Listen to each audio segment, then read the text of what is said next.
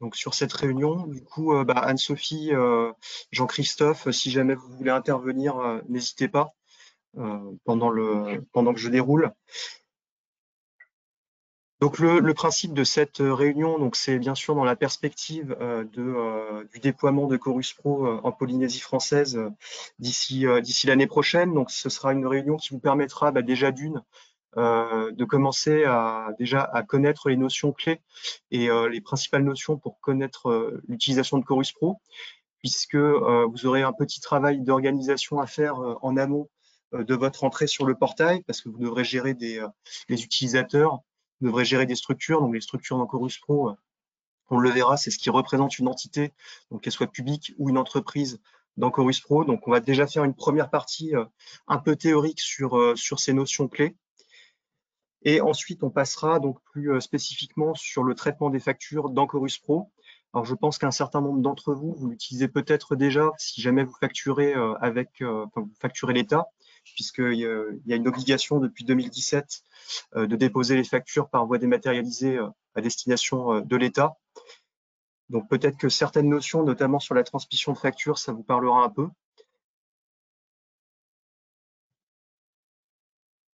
Premièrement, commencer par le début, le contexte, le cadre réglementaire. Donc, l'Assemblée de la Polynésie française a adopté le 27 mai 2025 le projet de loi qui porte modification du Code polynésien des marchés publics et qui fixe les règles donc relatives à la dématérialisation des marchés publics. Donc, ce projet de loi, il va donc imposer aux acteurs économiques donc la transmission des demandes de paiement aux acheteurs publics sous forme électronique via le portail Chorus Pro. Donc, avec un arrêté qui viendra prochainement préciser donc le calendrier. Donc, ce code polynésien des marchés publics, il va s'imposer donc à la Polynésie française, donc aux établissements publics de Polynésie française, les communes, les établissements publics communaux, les établissements de coopération intercommunale, les communautés de communes et les syndicats mixtes, qui donc du coup seront inclus dans l'obligation de transmission, de réception dématérialisée des factures.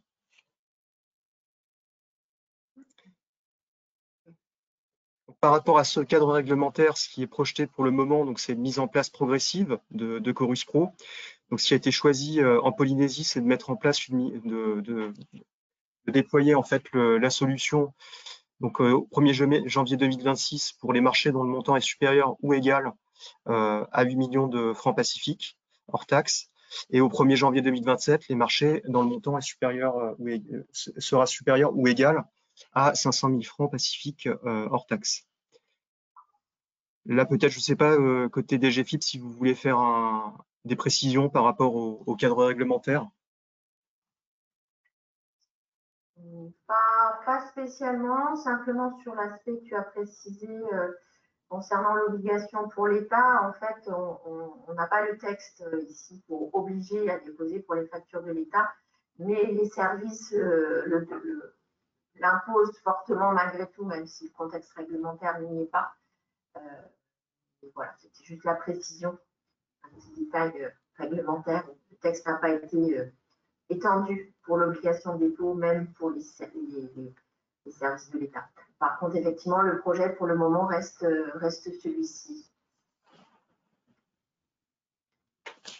Ok, merci pour la précision. Pour continuer sur les éléments de contexte, donc par rapport à qu'est-ce que c'est que le portail de service Chorus Pro? Donc c'est avant tout un outil de transmission, c'est en quelque sorte une sorte de boîte aux lettres dématérialisée, à partir de laquelle on aura donc un certain nombre d'acteurs émetteurs de factures qui vont déposer leurs documents de facturation sur le portail. Donc parmi ces émetteurs qui sont inclus dans l'obligation, alors on a déjà des titulaires de contrats avec des établissements publics. Alors donc là, peut-être que vous pourrez aussi, côté DGFiP, préciser, parce que ça, ce sont des acteurs plus précisément dans le cadre de l'obligation qui est en cours en métropole. Donc on a aussi des sous-traitants et les co-traitants admis au paiement direct. Et on a ce qu'on appelle la facturation intrasphère publique, c'est-à-dire que les établissements publics, enfin les entités en fait du secteur public sont elles aussi dans l'obligation d'émettre leurs factures dès lors qu'elles les transmettent à d'autres acteurs, entités publiques, donc qui reçoivent les factures. Donc, parmi les acteurs récepteurs de factures, donc dans l'obligation, donc là, on reprend un petit peu ce qui a été dit précédemment sur le périmètre sur lequel s'applique le Code des marchés polynésien, hein. On va avoir essentiellement donc cette obligation en Polynésie qui va être mise en place pour le secteur territorial et donc tout ce qui est établissement public lié également aux collectivités. Donc le portail de service Chorus Pro, c'est un moyen de transmission dématérialisée des factures. Donc on a plusieurs documents qui sont transmis par ce moyen, donc peut-être qu'il y en a certains qui ne vous concerneront pas, puisque certains documents ne s'appliquent pas forcément au cadre polynésien, mais en tout cas ce qui est sûr, c'est que vous allez pouvoir donc déposer ce qu'on appelle les factures simples dans Chorus Pro, donc c'est-à-dire donc les déposer et les recevoir.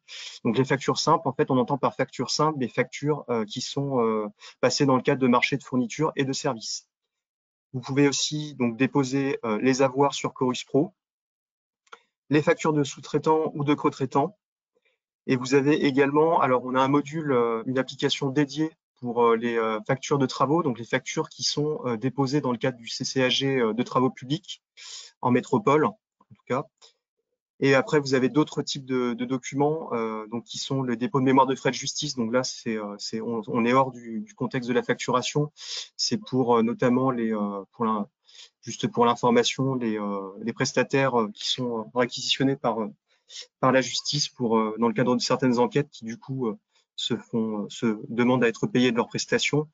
Et donc Dematic, ça c'est un dispositif en métropole donc, qui permet aux agriculteurs de demander un remboursement partiel de leur carburant.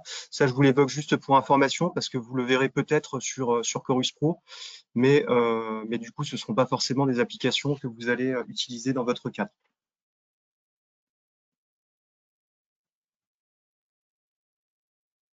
Pour la partie donc un peu technique, donc on a plusieurs façons d'utiliser le portail de service Chorus Pro. On a essentiellement donc d'un côté ce qu'on appelle le mode portail. Donc ça va consister à aller tout simplement directement sur le site de Chorus Pro et donc soit déposer, soit recevoir les factures par ce moyen. Après, il y a la possibilité pour vous de disposer de votre propre logiciel de système d'information financier en fait qui va gérer la facturation, mais qui sera interfacé du coup à Chorus Pro par ce qu'on appelle un raccordement technique, donc soit en EDI, soit en mode service. Donc dans ce webinaire-là, je ferai des démonstrations donc sur le mode portail, donc c'est-à-dire comment faire pour émettre des factures depuis Chorus Pro, donc le site internet. Et l'information qu'il y a à savoir également par rapport aux différents modes d'émission et de réception des factures, c'est que ce choix de mode de réception n'est ni exclusif ni réversible. C'est-à-dire que si jamais vous utilisez un logiciel, un système d'information propre, vous avez toujours la possibilité d'aller sur le portail pour vérifier donc l'état de vos factures.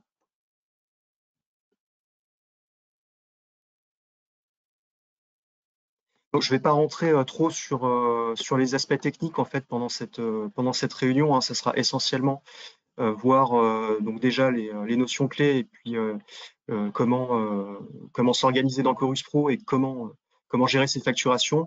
Si jamais vous souhaitez utiliser donc que vous avez votre propre logiciel, que vous souhaitez raccorder à Chorus Pro donc en mode service ou API, pour information, vous pourrez vous référer à cette planche du coup pour donc créer un compte technique. Donc c'est un compte particulier qui permet d'incarner votre logiciel qui est raccordé en API.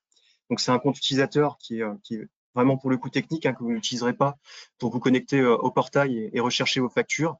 Donc si jamais vous avez des interlocuteurs éditeurs qui veulent savoir comment faire pour se raccorder en mode service ou API, vous pourrez les renvoyer du coup sur la documentation qui est dédiée à ce sujet, donc sur notre portail de documentation, sur lequel je reviendrai aussi tout à l'heure parce que vous pourrez retrouver toutes les informations sur le portail avec les guides utilisateurs notamment.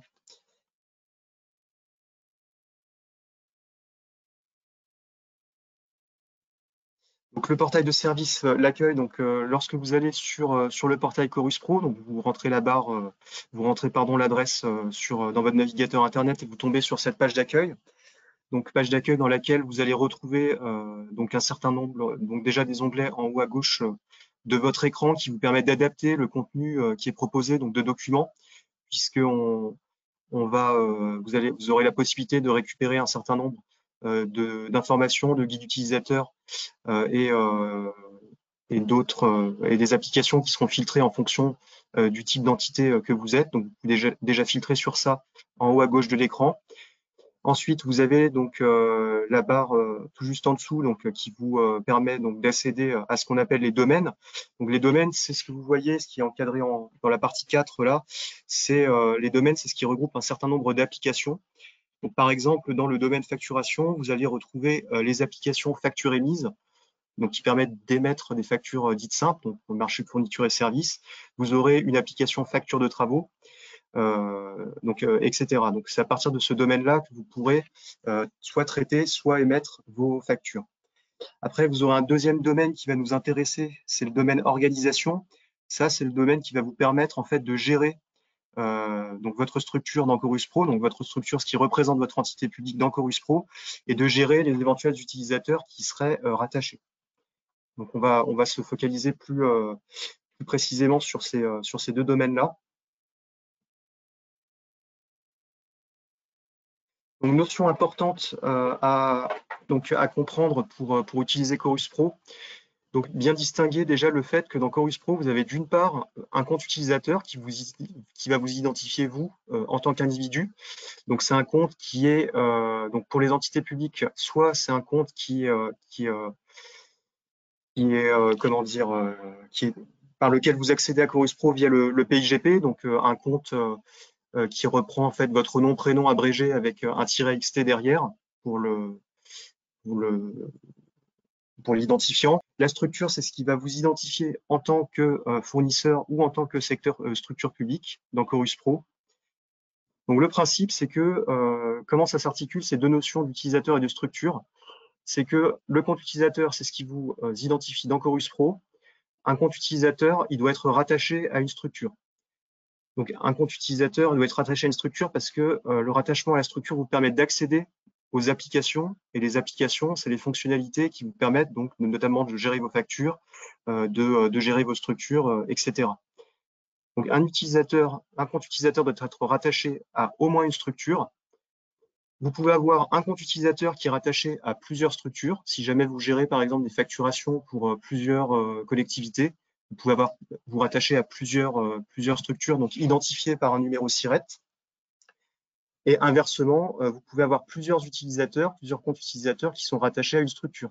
Si jamais vous avez plusieurs personnes qui interviennent sur la facturation sur votre SIRET, vous allez du coup pouvoir créer plusieurs comptes utilisateurs qui pourront gérer de cette façon les facturations.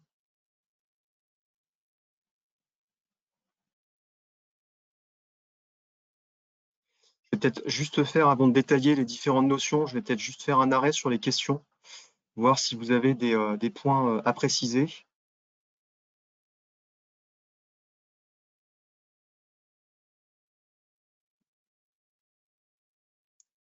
Donc j'ai une question, donc Moerava, vous avez un souci de son a priori, donc n'hésitez pas si jamais vous avez un problème de son avec votre ordinateur, donc d'aller dans la partie audio de la console GoToWebinar et sinon d'essayer d'avoir le son par téléphone. Vous avez un numéro de téléphone que vous pouvez appeler qui vous permet d'avoir le son.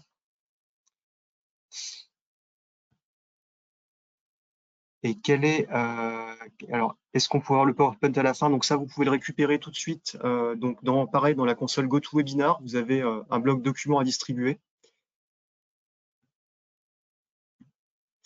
Alors j'ai une question, alors peut-être plus côté DGFIP. Quel est le calendrier pour les factures à faible valeur? Donc j'imagine que c'est la question, c'est quid après le 1er janvier 2027?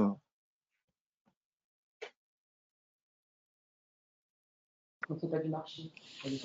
On n'a pas de, j'ai pas plus d'informations que ce qui est sur la diapo, c'est-à-dire qu'effectivement, mais là je ne sais pas si peut-être que Denis est connecté.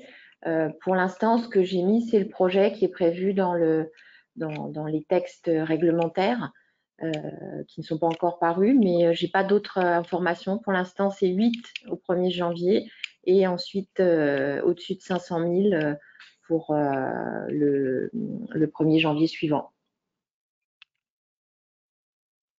Après, avec le déploiement de la dématérialisation, ce sera intéressant dans tous les cas d'inciter les fournisseurs à tous déposer leurs factures. Parce qu'après, ça évitera, quel que soit le montant, ça évitera aux collectivités d'avoir à les rescanner pour les mettre en PJ. Donc, faut qu'on peut commencer dès maintenant, en tout cas. Après, pour revenir sur un point que tu as dit en début de webinaire, Romain, effectivement, même s'il y a une obligation qu'au 1er janvier qui arrive, il faut commencer dès maintenant à ouvrir les structures, etc., pour pas qu'on soit dans le rush, et aussi en profiter pour basculer effectivement la plupart des collectivités, en tout cas celles qui sont dans notre réseau, en dématérialisation complète, c'est-à-dire de Chorus Pro jusqu'à la transmission des flux à leur comptable public. Je ne sais pas si ça a répondu aux questions, parce que comme je n'ai pas moi les questions, est-ce qu'il y a eu des... J'ai pas eu de retour. C'était Iviapo, j'ai pas eu de retour.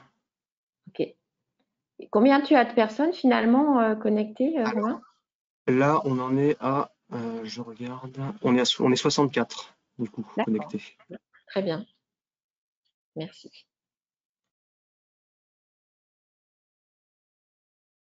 Alors, il y a pas mal de questions sur comment obtenir le login et le mot de passe pour votre compte utilisateur. Donc, qui contacter pour créer votre compte structure. Je vais revenir un peu plus loin sur ces sujets-là.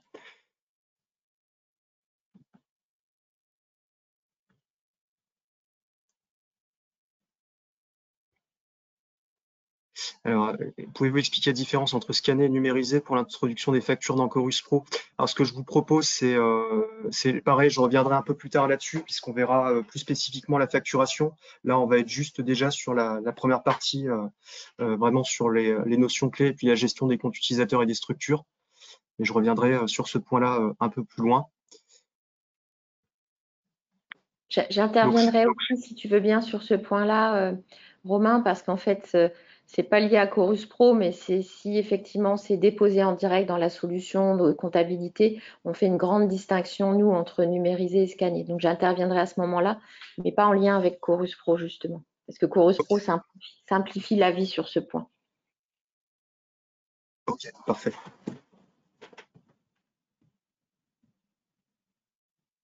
Bon, du coup, je vais poursuivre, hein, je reprendrai vos questions par la suite. Donc, pour revenir sur chaque notion importante, donc déjà, premièrement, les structures.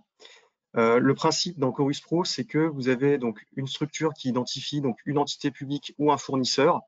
Cette structure est représentée donc par un SIRET, notamment si vous êtes une entité publique, puisque il existe plusieurs identifiants pour les structures. Il y a le numéro Tahiti qui existe également, mais le principe, c'est que dans Chorus Pro, une structure publique ne peut être identifiée que par un numéro SIRET pour recevoir des factures. La structure numéro Tahiti ne peut pas recevoir de facture, elle peut que en émettre.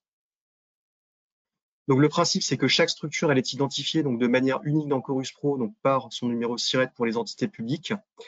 Il y en a certaines qui ont été créées automatiquement, donc à partir du référentiel collectivité locale de la DGFiP. Donc pour savoir déjà, première chose, votre statut par rapport à votre structure dans Chorus Pro, vous avez la possibilité de consulter l'annuaire des structures publiques, donc qui recense en fait l'ensemble des structures publiques existantes sur Chorus Pro. Donc je vous ai mis le lien, vous pourrez vérifier si vous le souhaitez. Par exemple, je marche avec ça.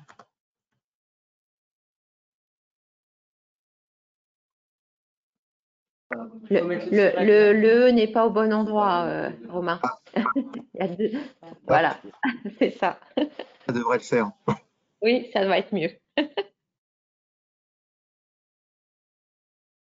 Sinon, peut-être sur la raison sociale.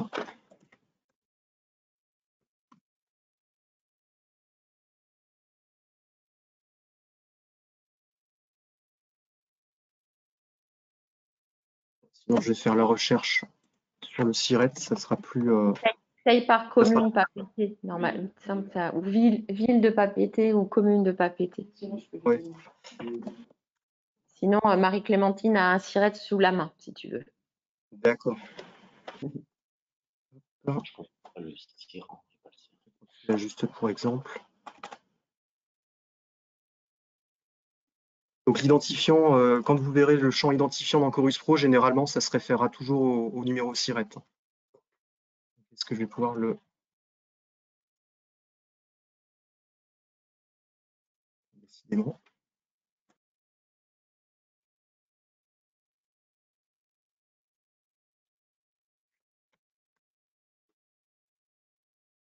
Voilà, c'était dur, mais j'y suis arrivé. Donc, si vous cherchez par le numéro SIRET, vous allez avoir directement donc, le résultat de la recherche. Si jamais, comme vous l'avez vu tout à l'heure, vous n'avez aucun résultat, ça veut dire que votre structure n'est pas enregistrée dans Chorus Pro. Donc, cet annuaire des structures publiques, en fait, il va vous permettre donc déjà de voir donc si votre structure existe. Ensuite, il faudra vérifier donc le statut de la structure. Le statut doit être à la valeur active, en fait, pour être sûr que votre structure est bien en mesure de recevoir des factures dans Chorus Pro. Une structure inactive, en fait, ne pourra pas recevoir de structure. Après, vous avez un certain nombre d'informations qui sont données, alors là, qui sont plus intéressantes pour vos fournisseurs, puisqu'il y aura un certain nombre d'informations que vous pourrez rendre ou non obligatoires. Je vais vous montrer un peu plus loin, donc le code service, le numéro d'engagement. Donc ça, vos fournisseurs, ils auront la possibilité de savoir les informations obligatoires que vous imposez à mentionner sur les factures. Donc voilà déjà la première chose que vous pouvez faire sur Chorus Pro, vérifier si votre structure existe déjà.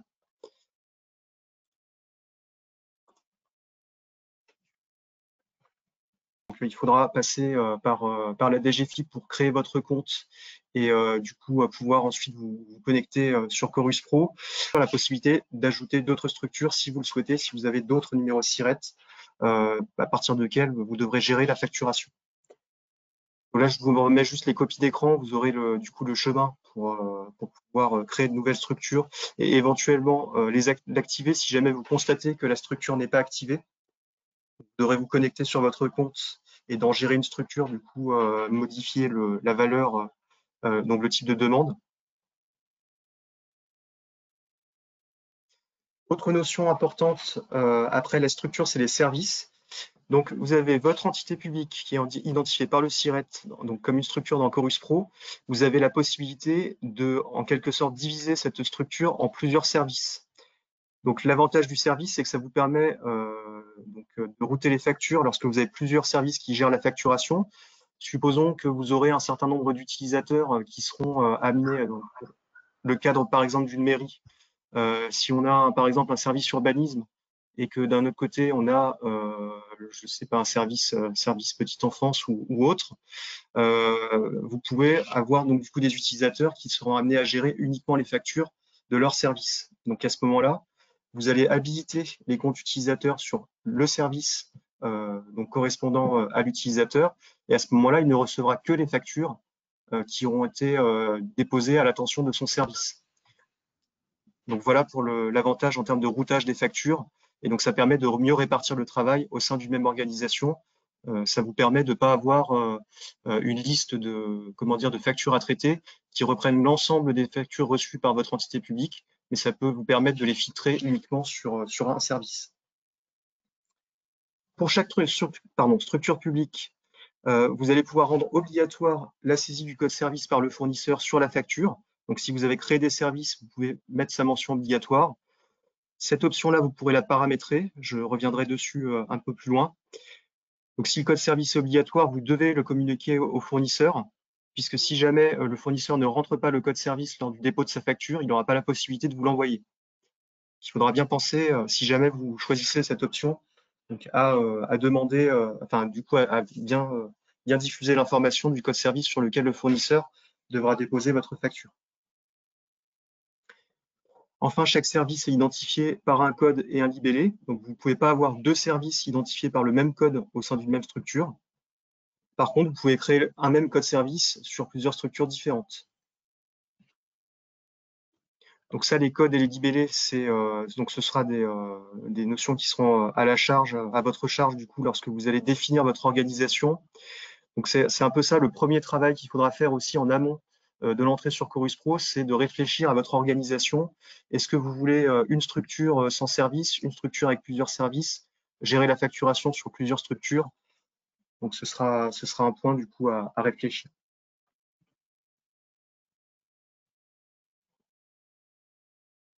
Les applications, donc ça, ce sont tout simplement les fonctionnalités auxquelles vous pouvez accéder sur Chorus Pro. Donc ces applications, donc ça peut être notamment ce qui va nous intéresser, facture émise, hein, pour le facture émise ou facture reçue. Facture émise pour émettre une facture, facture reçue pour les traiter. Donc facture reçue, c'est une application que vous n'avez que pour les structures publiques. Les structures privées, donc les entreprises, elles n'auront pas accès à cette application structure reçue. L'accès aux applications va dépendre du statut d'utilisateur. On va voir après que vous avez plusieurs types d'utilisateurs. Vous avez un gestionnaire principal, vous pouvez avoir plusieurs gestionnaires en fait qui peuvent gérer les habilitations des utilisateurs sur la structure ou sur un service, qui peut gérer également les droits d'accès aux applications. Et après, vous avez des utilisateurs simples qui du coup ne peuvent agir dans Chorus Pro qu'en fonction des habilitations qui ont été données par les gestionnaires.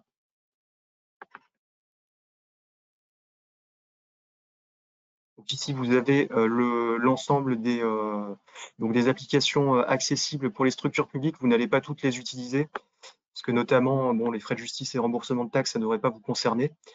Mais vous avez donc notamment facture émise, facture reçue, qui devrait vous concerner plus particulièrement, éventuellement facture de travaux, si jamais le CCAG est applicable en Polynésie. Les utilisateurs, chaque utilisateur va être identifié de manière unique aussi dans le portail de service Chorus Pro. Il sera identifié par son nom, son prénom, et donc une adresse électronique qui va devenir qui sera votre identifiant de connexion. Vous n'allez pas créer les gestionnaires de votre structure vous-même. Vous allez devoir passer par la DFIP, notamment pour pouvoir demander la création de nouveaux gestionnaires, voire même de l'ensemble des utilisateurs. Je ne sais pas si tu voudras préciser ça, Anne-Sophie. Il y aura une planche un peu plus loin sur la démarche pour les côtés DFIP. Les profils d'utilisateurs, ce que je vous disais à l'instant, vous avez deux types d'utilisateurs. Vous avez d'une part le gestionnaire principal, donc qui peut paramétrer les habilitations, les structures et les services. Il peut faire des modifications sur sa structure également, notamment ce qu'on voyait tout à l'heure. Si jamais vous devez activer ou inactiver une structure, c'est le gestionnaire principal qui peut le faire. Donc, il peut gérer les comptes utilisateurs et valider les rattachements d'autres utilisateurs à la structure.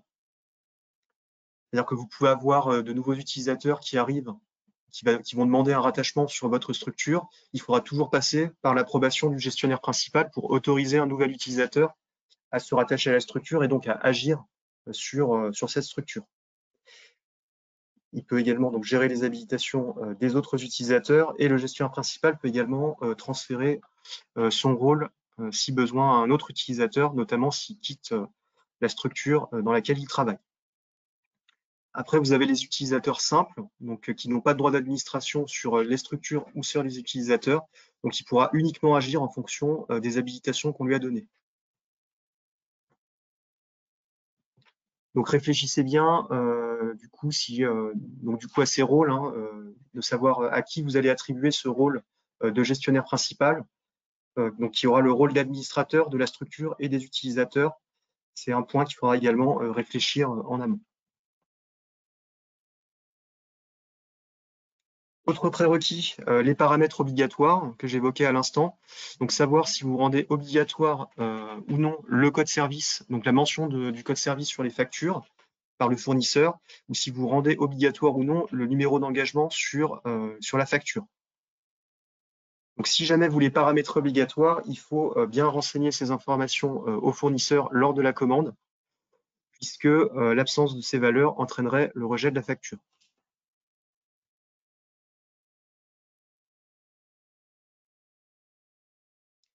Côté donc collectivité, donc vous devrez passer par le portail de la gestion publique de la DGFIP, donc qui s'appelle le PIGP. Donc vous serez invité en fait en tant que collectivité à transmettre au comptable public une demande donc qui précise les noms, prénoms et les adresses mail des agents habilités et en leur joignant une pièce d'identité.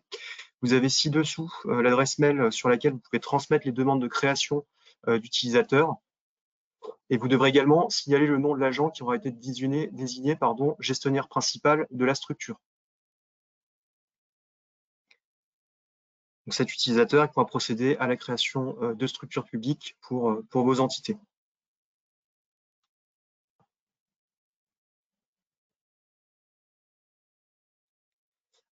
Un point d'attention sur l'identifiant des structures publiques, ce que je vous disais précédemment, les structures publiques, elles ne peuvent disposer d'un identifiant de type numéro Tahiti. C'est uniquement un numéro SIRET qui peut identifier une structure publique qui est habilitée à recevoir des factures. Donc le principe, c'est si jamais vous créez vous-même votre structure, ne créez pas de structure identifiée par un numéro Tahiti pour recevoir des factures. Et si jamais vous êtes une entité publique qui utilise déjà Chorus Pro pour émettre des factures à destination de l'État, vous avez la possibilité de créer une deuxième structure, donc qui sera votre structure publique. Cette deuxième structure, elle sera identifiée par votre numéro SIRET. Donc, ce qui fera que vous serez rattaché, votre compte utilisateur, il sera rattaché à deux structures. D'un côté, votre structure numéro Tahiti pour vous permettre d'avoir la visibilité sur les factures que vous avez déjà envoyées. Donc, vous allez pouvoir garder tout l'historique. Et parallèlement, vous serez rattaché à une deuxième structure identifiée par votre numéro SIRET qui vous permettra de voir donc les factures que vous aurez reçues. Après, vous pourrez facturer, si jamais vous émettez des factures déjà via Chorus Pro, vous pourrez, selon votre choix, émettre par la structure numéro Tahiti ou par la structure numéro SIRET. En tout cas, c'est techniquement possible.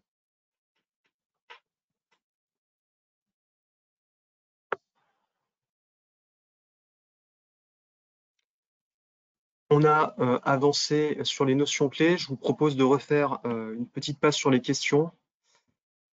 Regardez vos questions avant de passer sur les paramétrages des comptes et des structures.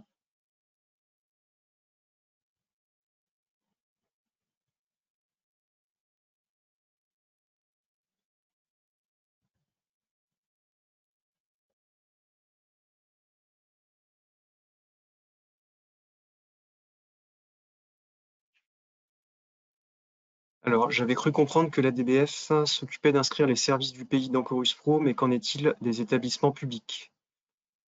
Donc, effectivement, pour les services du pays, les services au sens direct, hein, la direction de la santé, la direction, enfin les ministères, etc., c'est bien la DBF qui s'en charge. Par contre, pour les établissements qui ont leur propre comptable, effectivement, ceux qui sont gérés par la pairie doivent passer par le payeur et par nous sur la partie habilitation.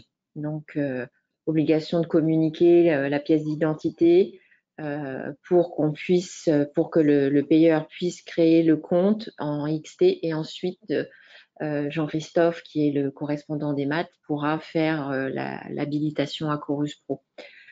Pour les autres établissements publics qui ont leur propre comptable, on avait convenu également qu'on le fasse.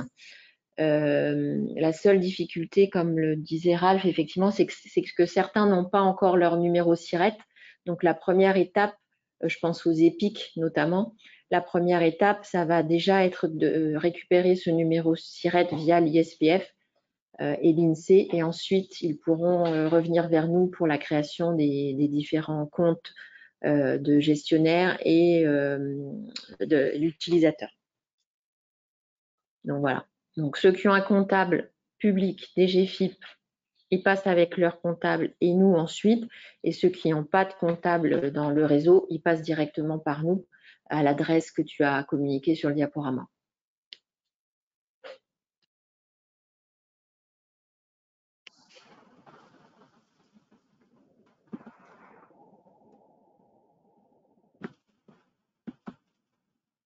Alors, j'ai téléchargé l'annuaire des structures publiques, mais le fichier est illisible. Quelle application permet de lire cet annuaire? Alors, sauf erreur de ma part, normalement, c'est un Excel qui vous est donné ou un fichier au format CSV, ça doit être un tableur.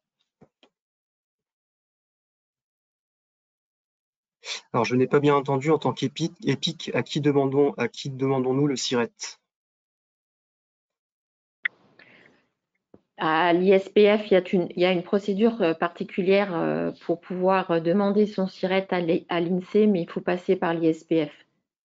Mais vous pouvez repasser par nous sur l'adresse du correspondant des maths. On fera le lien. On redonnera la procédure exacte.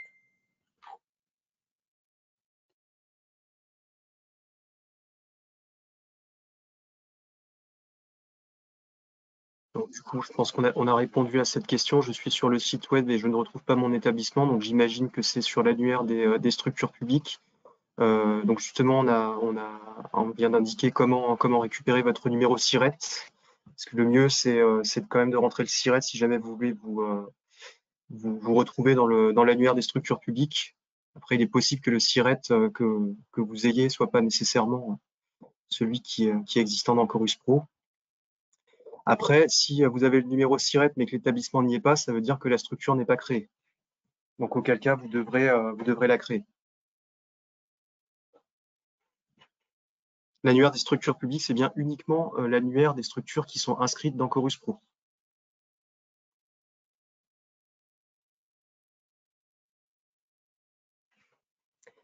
Alors, ah oui, alors un point, quand vous allez, donc pourquoi s'interroger sur toutes ces notions de structure, service, utilisateur, etc.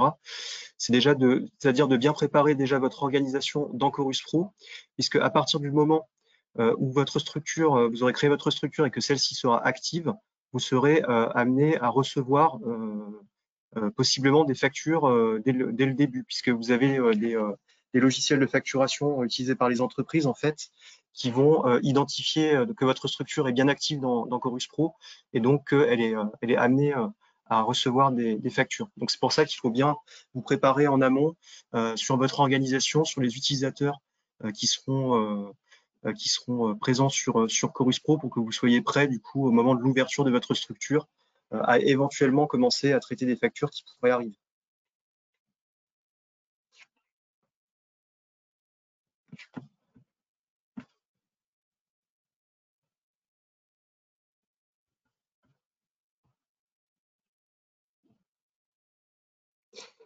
Alors, dans l'annuaire, mon statut est inactif. En dessous, j'ai un autre compte où le statut est actif. Mais il n'y a pas d'identifiant et pas de désignation.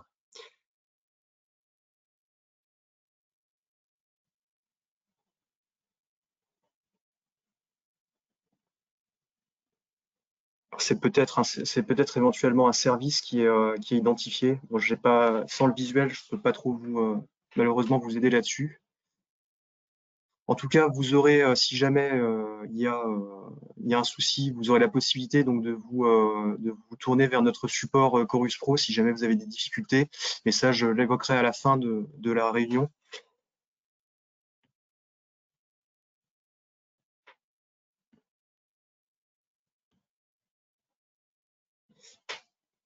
Donc, je vous propose de poursuivre sur la gestion des comptes utilisateurs et des structures.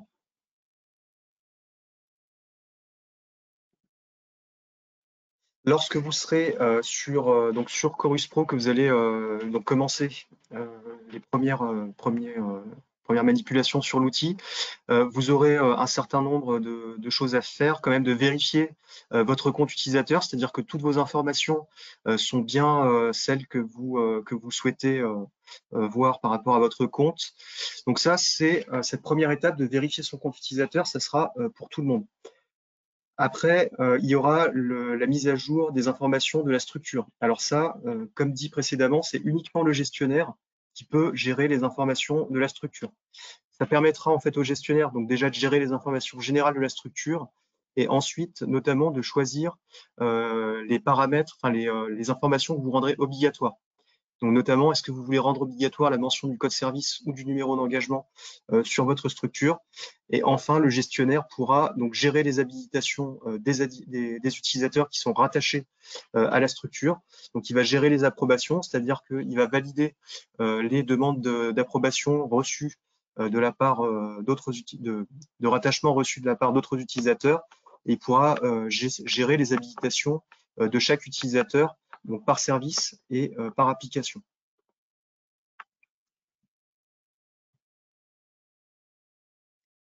Je vais passer du coup sur la démonstration.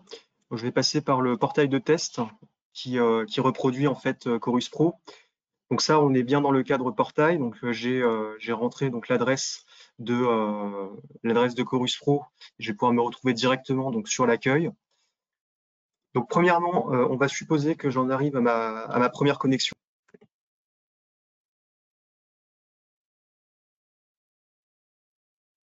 Une fois que vous êtes connecté, donc vérifiez bien si vous êtes sur le portail que vous avez votre nom qui apparaît en haut à droite de l'écran. Il est vrai que sur Chorus Pro, la page d'accueil en fait est la même que vous soyez connecté ou non connecté. Donc il faut bien vérifier. Vous avez votre nom ici qui s'affiche pour bien savoir que c'est que vous êtes connecté sur votre compte utilisateur. Toutes les options, les informations relatives aux utilisateurs, vous allez les retrouver ici justement dans le nom qui est en haut à droite de l'écran.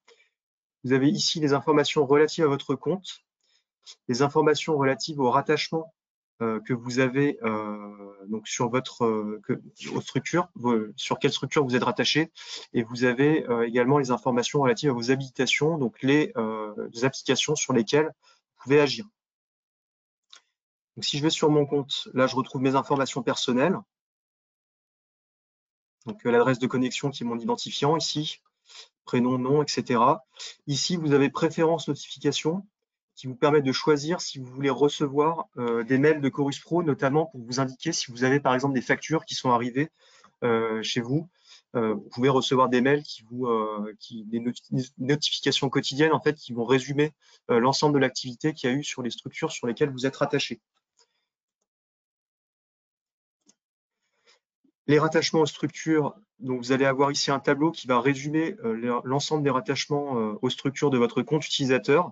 Donc ici, on voit que mon compte utilisateur n'est rattaché qu'à une seule structure. J'ai une structure par ligne. Vous pouvez également, à partir de ce menu-là, demander un rattachement à une autre structure ou vous détacher d'une structure à laquelle vous êtes déjà rattaché. Si jamais à un moment donné, vous n'agissez plus sur une structure, vous pouvez vous détacher à partir de là.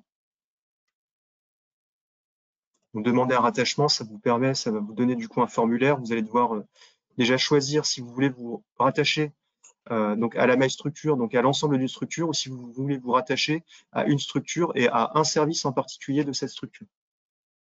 Vous allez rentrer l'identifiant, donc le libellé, notamment de façon plus pertinente, c'est le SIRET, hein, pour pouvoir retrouver plus vite la structure. Et vous devrez indiquer un commentaire pour demander pourquoi vous vous rattachez à cette structure. Les habilitations, donc ça, c'est les accès aux fonctionnalités que vous avez dans Chorus Pro. Donc, c'est l'accès aux fonctionnalités, il est donc en fonction de la structure et éventuellement du service. Donc, on voit ici que sur cette structure-là, j'ai la possibilité d'utiliser l'espace facture émise. J'ai deux types d'habilitation sur les applications. J'ai des habilitations en modification. Donc, celles-là vont me permettre d'agir sur l'application. Donc, par exemple, de créer de nouveaux documents. Donc, si j'ai facture émise modification, je peux déposer des factures. Après, je peux avoir uniquement le profil facture émise consultation qui, lui, va me permettre seulement de voir en fait les documents qui sont sur ma structure, mais je n'aurai pas la possibilité d'en créer de nouveaux. Je ne pourrai pas émettre de facture. J'aurai juste la possibilité de voir ce qui a déjà été émis. Même chose, vous avez ici donc ce bouton « Gérer mes habilitations » qui vous permet de demander à votre gestionnaire de vous donner des droits sur des applications sur lesquelles vous n'avez pas les droits actuellement. Vous devrez choisir la structure pour laquelle vous demandez les droits sur une application, éventuellement le service si jamais vous êtes rattaché à la MyService. Et donc dans Profil recherché, vous allez retrouver l'ensemble de la liste donc des habilitations aux applications que vous pouvez avoir. Vous voyez ici, ça c'est l'ensemble de vos habilitations existantes. Vous pouvez les ajouter directement dans le tableau ou éventuellement les supprimer. Vous pouvez aussi supprimer des habilitations si vous le souhaitez.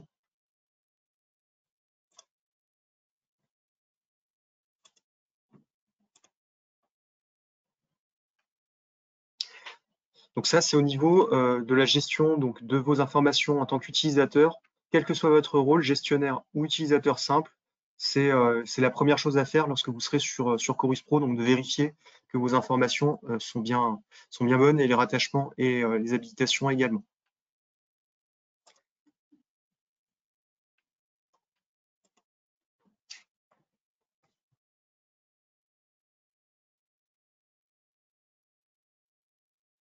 Je vous ai mis sur le PowerPoint, vous allez retrouver du coup les manipulations que je viens de vous montrer. Vous pourrez du coup vous y référer après la réunion si jamais vous voulez revoir les manipes à faire. Là, on a fait la première chose, donc c'est paramétrer votre compte utilisateur. Deuxième chose, là, on va être au niveau. Alors, je vais peut-être d'abord faire des questions spécifiquement sur la partie compte utilisateur. Et après, je passerai sur les structures. Là, ça ne va concerner que les personnes qui seront gestionnaires de structure.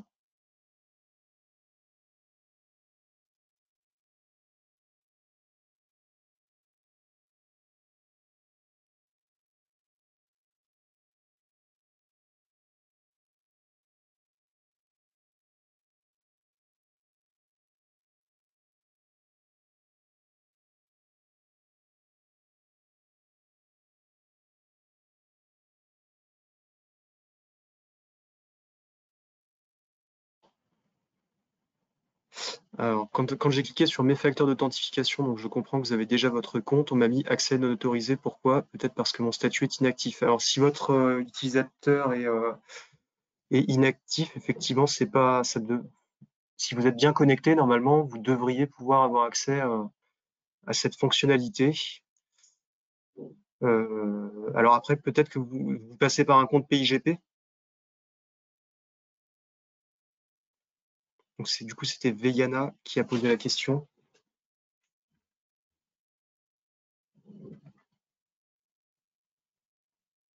Parce qu'il est possible que si vous passez par un compte PIGP, le mot de passe soit pas géré dans Chorus Pro. Donc c'est peut-être pour ça que vous n'avez pas accès à mes facteurs d'authentification.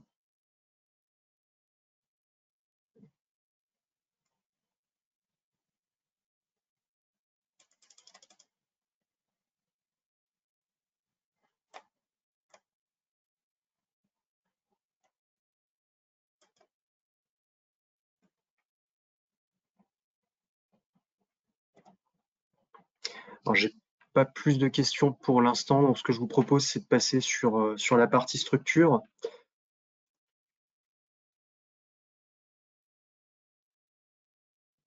Je vais repasser sur l'espace de test. Là, je vais me connecter. J'étais connecté en tant qu'utilisateur privé. Je vais me mettre en public, ça sera plus parlant.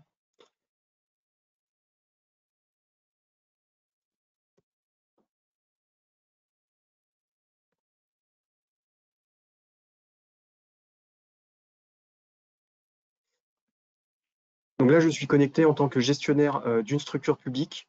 Ce qui va m'intéresser, c'est notamment donc, la partie ici, le domaine organisation, qui me permet de faire mes tâches de gestionnaire. Si j'accède au domaine, je vais voir que j'ai deux applications sur lesquelles je peux agir. L'application structure, donc, qui me permet de gérer les structures pour lesquelles je suis gestionnaire, et utilisateur, qui permet de gérer les habilitations des utilisateurs qui sont rattachés à la structure. Première chose, dans structure, vous avez la possibilité, donc gérer une structure, c'est ce qui vous permet de modifier ses paramètres. Donc si j'accède à cette application, vous allez vous retrouver sur un formulaire qui va vous demander déjà quel est le type de demande que vous voulez faire. Donc est-ce que vous voulez consulter, rechercher une structure? Ça, normalement, c'est accessible à tous les utilisateurs, qu'ils soient gestionnaires ou non. Par contre, la modification de structure ou l'activation de structure ou la désactivation, c'est uniquement pour les gestionnaires. Je vais dans modifier une structure pour pouvoir gérer mes paramètres. Là, vous vous retrouvez sur un formulaire donc, qui est vide. Il faut d'abord choisir l'identifiant de la structure sur laquelle vous voulez faire des modifications. Donc, vous aurez la liste déroulante va vous donner en fait toutes les structures sur lesquelles vous êtes gestionnaire. Là, je suis gestionnaire sur une seule structure. Si je la sélectionne, j'ai mes informations qui sont remontées. Donc, normalement, vos informations, elles sont remontées pour les structures publiques depuis la base INSEE. Donc, en théorie, vous ne devriez pas avoir à les modifier directement. Après, vous avez ici ce qui va vous intéresser, donc les paramètres structure publique. C'est ici, à ce niveau-là, que vous allez pouvoir, du coup, renseigner si vous imposez, en fait, de mettre le code service sur les factures ou le numéro d'engagement, si vous imposez ces informations à vos fournisseurs. Donc, ce sont ces trois points qui sont importants. Donc, c'est là que vous décidez donc, si le code service doit être renseigné, si le numéro d'engagement doit être renseigné, ou si vous rendez obligatoire la mention de l'un des deux. Donc, soit le numéro d'engagement, soit le code service. Après, si vous voulez imposer le code service et le numéro d'engagement obligatoirement, vous pouvez cocher les deux cases. Donc le statut de mise en paiement n'est pas remonté au fournisseur, ça c'est pas un paramètre obligatoire à modifier, hein, c'est juste pour donner l'information dans l'annuaire que vous gérez ou pas le statut de mise en paiement. Donc, la mise en paiement, on verra ça lorsque je vais faire la démonstration sur la facturation. Donc c'est le statut qui vous permet d'informer vos fournisseurs du paiement d'une facture. Présence MOA, donc ça c'est dans le cadre des marchés de travaux. Donc si jamais vous faites si vous avez des marchés soumis au CCAG de travaux publics, vous pouvez désigner en fait si vous êtes maîtrise d'ouvrage. Enfin, si jamais vous gérez des travaux, vous pouvez du coup vous désigner comme maîtrise d'ouvrage ou non. Donc avec maîtrise d'ouvrage, si vous faites par exemple de la facturation simple plus de la facturation de travaux, donc sans maîtrise d'ouvrage si vous ne faites que de la facturation simple, et structure exclusivement maîtrise d'ouvrage si vous faites que de la facturation de travaux.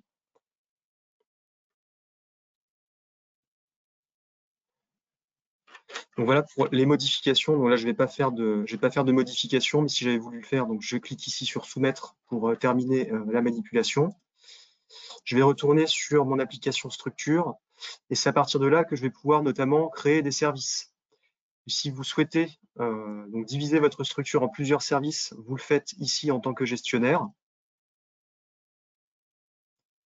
Donc pareil, on va vous demander la structure pour laquelle vous souhaitez créer des services.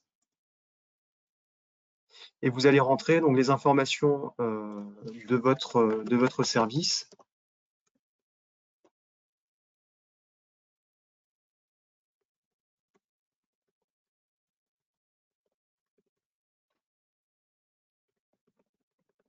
À titre d'exemple, avec éventuellement une description. Donc pour rappel, un code service et un libellé pour chaque structure. Des informations uniques. La date de début d'activation, donc là c'est la date à partir de laquelle le service pourra recevoir des factures. Et date de fin d'activation si jamais vous voulez désactiver le service, donc il ne sera plus possible de recevoir les factures. Vous pouvez également décider ici si les factures qui sont envoyées sur le service doivent mentionner obligatoirement le numéro d'engagement. Vous pouvez gérer ça dans les paramètres.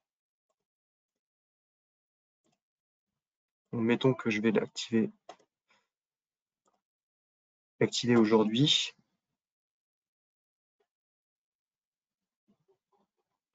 J'ai fait soumettre et là, mon service a normalement bien été créé.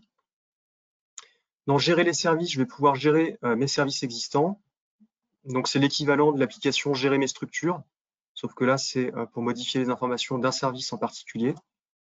Je choisis la structure sur laquelle je veux modifier les services. Et dans les codes services, une fois que j'ai sélectionné ma structure, j'ai l'ensemble des services qui sont créés sur la structure et notamment celui que je viens de créer à l'instant. C'est à partir de là que vous pourrez, si vous le souhaitez, donc modifier les informations de vos services.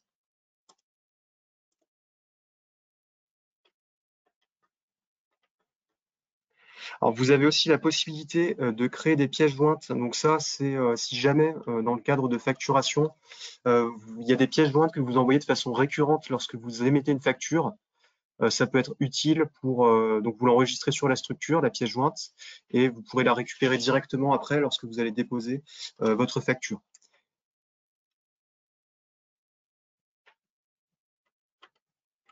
Donc voilà pour l'essentiel le plus important parmi les applications du domaine structure. Si je retourne dans le domaine organisation, je vais pouvoir gérer mes utilisateurs en tant que gestionnaire, donc dans la partie de l'application utilisateur.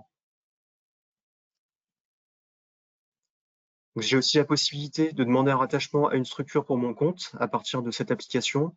Je peux rattacher un utilisateur d'Office. Il y a deux possibilités. Soit c'est l'utilisateur qui me fait une demande de rattachement, soit c'est moi qui rattache un utilisateur d'Office en le sélectionnant. Je peux détacher des utilisateurs qui ne sont plus amenés à agir sur ma structure. Je peux consulter la liste de l'ensemble de mes utilisateurs. Et je vais pouvoir gérer les habilitations des utilisateurs qui sont sur ma structure. Lorsque vous êtes gestionnaire, vous avez donc cet onglet ici en haut, approbation. C'est là en fait que vous recevez les demandes soit de validation de rattachement à la structure, soit d'habilitation sur des applications. Donc si je clique là, je vois que là j'ai un numéro 1 donc, qui m'indique que j'ai une demande en attente d'approbation ou de refus, puisque je peux refuser si je le souhaite. Donc ici, j'ai bien une demande de rattachement à la structure. Donc j'ai un utilisateur identifié ici par son adresse de connexion, donc qui me demande un rattachement pour cette structure. Si je clique sur la demande, je vais avoir le détail de la demande d'approbation, avec notamment le commentaire qu'a fait l'utilisateur, et je vais pouvoir approuver ou refuser la demande de rattachement à ma structure. Donc là, on va supposer que j'approuve cette demande de rattachement. Donc là, j'ai rajouté un nouvel utilisateur sur ma structure qui va pouvoir agir dessus. Donc ça, c'est la partie dans le bouton approbation qui est en haut de l'écran. Si je retourne dans la partie organisation et que je veux gérer mes utilisateurs, je vais retrouver ici dans gérer les habilitations des utilisateurs l'ensemble de mes utilisateurs rattachés sur mes structures avec le détail de leurs habilitations. Là, j'ai sélectionné donc la structure pour laquelle je veux faire des modifications et là, j'ai bien tous les utilisateurs qui sont rattachés à ma structure. Donc, je sélectionne l'utilisateur sur lequel je veux modifier les habilitations et là, je vais pouvoir donc lui ajouter ou lui supprimer des habilitations sur certaines applications. Donc, une fois que j'ai fait mes changements, je vais dans Soumettre. Je peux également gérer mes utilisateurs au niveau du service.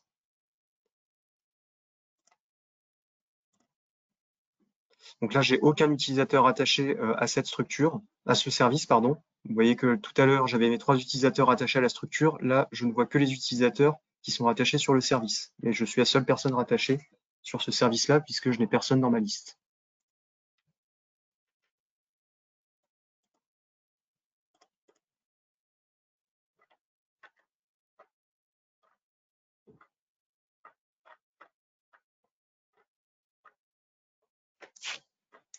Lorsque vous rattachez un utilisateur, donc vous pouvez décider de le rattacher donc soit à la maille service, soit à la maille structure. J'indique d'abord ma structure, puis je souhaite le niveau de j'indique le niveau de rattachement, donc structure ou service.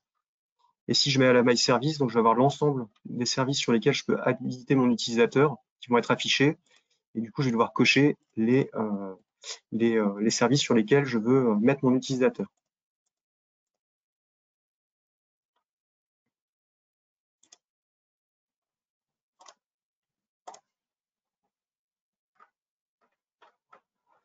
Donc voilà, on en a terminé là sur la partie donc gestion des comptes et des structures. Je vous propose donc pareil, hein, vous aurez les planches qui reprendront les manipulations si jamais vous voulez les voir de nouveau. Donc la gestion des habilitations également. Donc avant de passer sur la partie vraiment facturation, je vais répondre à vos questions si vous en avez.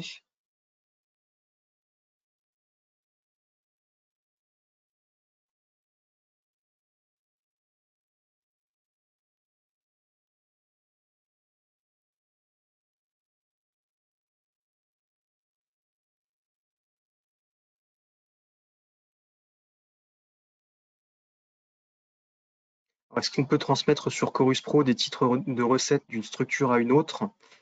Alors, je ne sais pas du coup côté Polynésie si vous l'envisagez.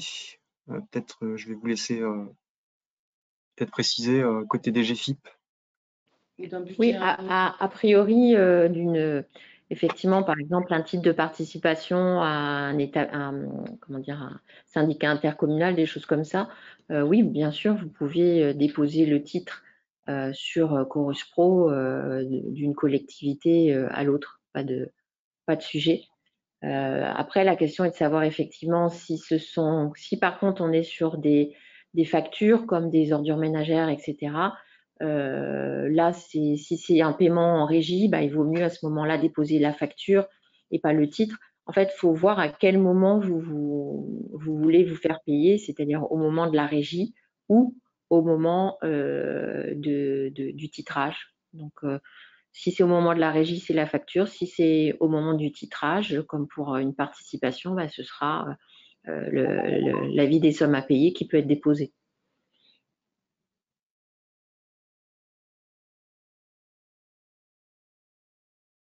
J'ai une question. Les structures ont été créées en France et pas en Polynésie. Est-ce normal? Alors, les structures qui sont donc créées avec un numéro SIRET, donc pour certaines, elles ont été créées à partir du référentiel de la DGFiP. Alors par contre, parce que c'est pas extrêmement clair, mais si jamais la question c'est comment se fait-il que la structure a déjà été créée, donc pour certaines c'est normal. Et après, par contre, si vous me dites que le problème c'est que les informations de la structure ne sont pas bonnes, à ce moment-là, il faut se tourner. Normalement, c'est l'INSEE. Les informations des structures, elles sont remontées du référentiel de l'INSEE. Donc, s'il y a des erreurs à ce niveau-là, c'est du coup vers eux qu'il faudra se tourner, puisque nous, on remonte les informations de la base INSEE. Je ne sais pas si c'est. On fera le lien, Romain, pour ceux qui sont dans le réseau, donc ceux qui ont un comptable de chez nous. C'est nous qui faisons le lien avec l'INSEE. Par exemple, on a une question de Moréa.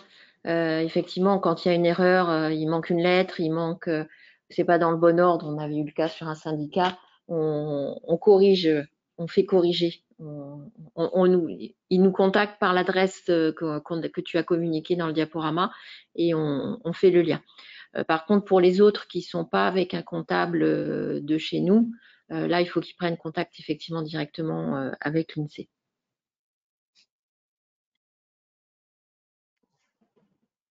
Merci. Alors, j'ai une autre question. Bonjour, comment transférer automatiquement sur Opal les factures Chorus Pro? Alors, j'ai pas là-dessus, je pourrais pas vous. Alors, effectivement, pour les établissements publics locaux, je sais il me semble qu'en métropole, effectivement, il y a un lien direct. Donc là, il faut prendre contact avec votre correspondant Opal pour, je pense, créer le compte technique pour effectivement actionner le mode API, je pense, ou EDI, je ne sais pas lequel, mais en tout cas là, voilà, c'est une réponse très technique et il faut passer avec votre correspondant Opal.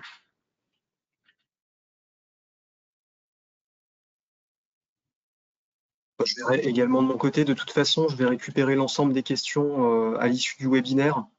Donc, si jamais il y a des questions qui sont restées sans réponse, de toute façon, je reviendrai vers vous. Je vous transférerai le fichier, les questions, donc je regarderai aussi un peu de mon côté. Merci, Romain.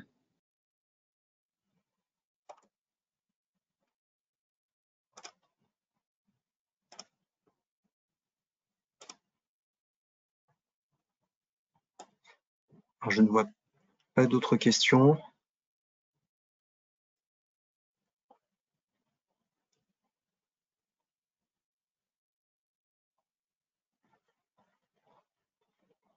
J'ai vu alors François Giron qui précise qu'il a paramétré le lycée pro de Maïna et qu'il reçoit bien les factures sur Opal.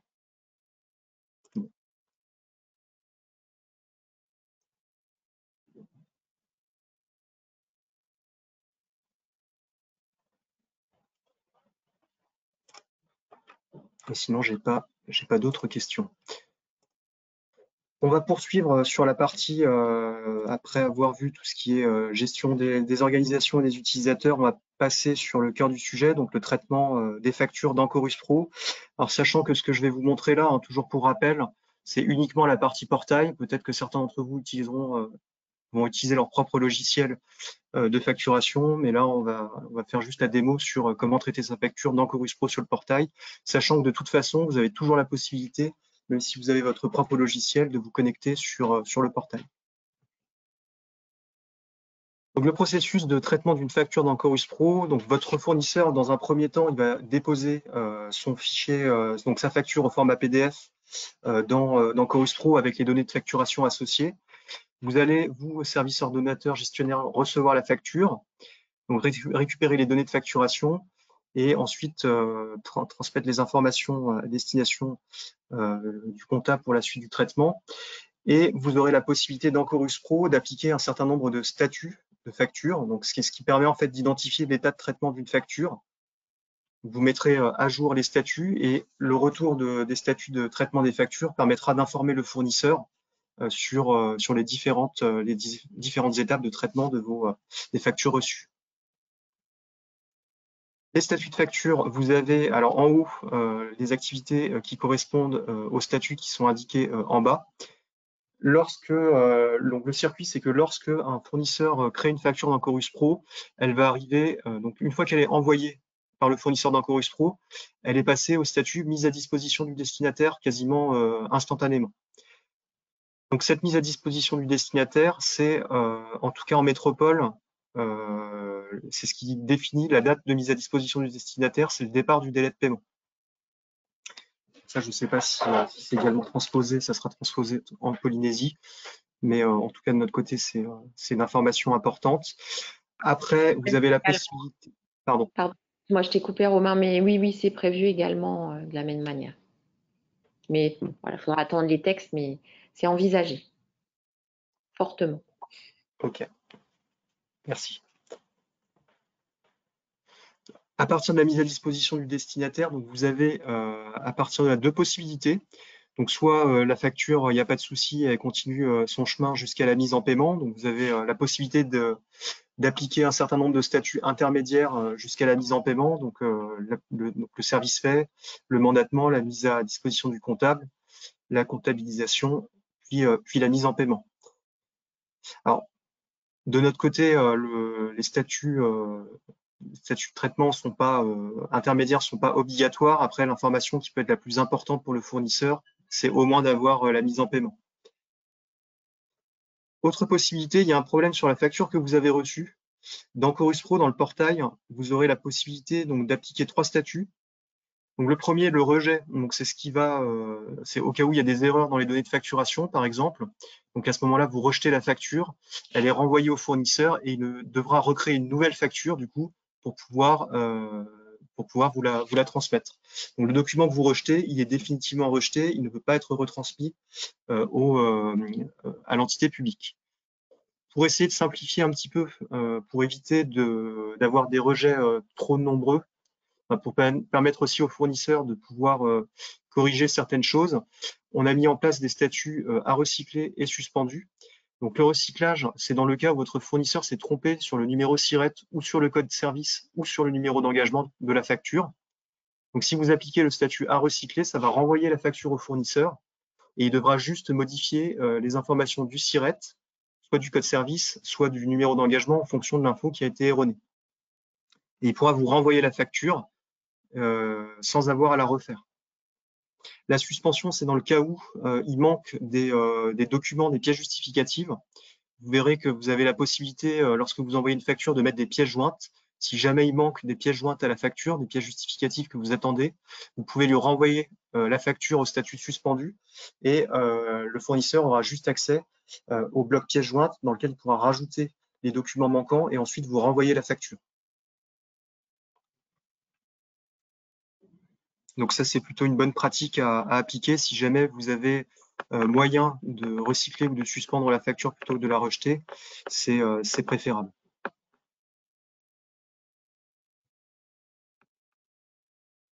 Ici, voilà, vous avez le détail de l'ensemble des différents statuts. Je ne vais pas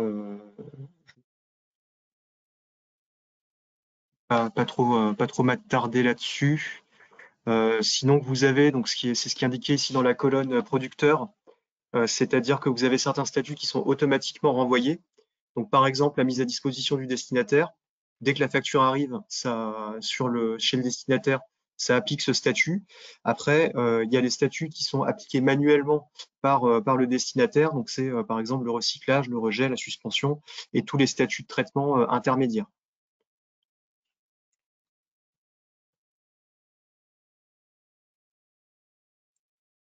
Donc, contrairement à ce qui est en métropole où on a une interface avec le logiciel comptable Helios, on a un renvoi automatique des statuts mis à disposition du comptable et mis en paiement.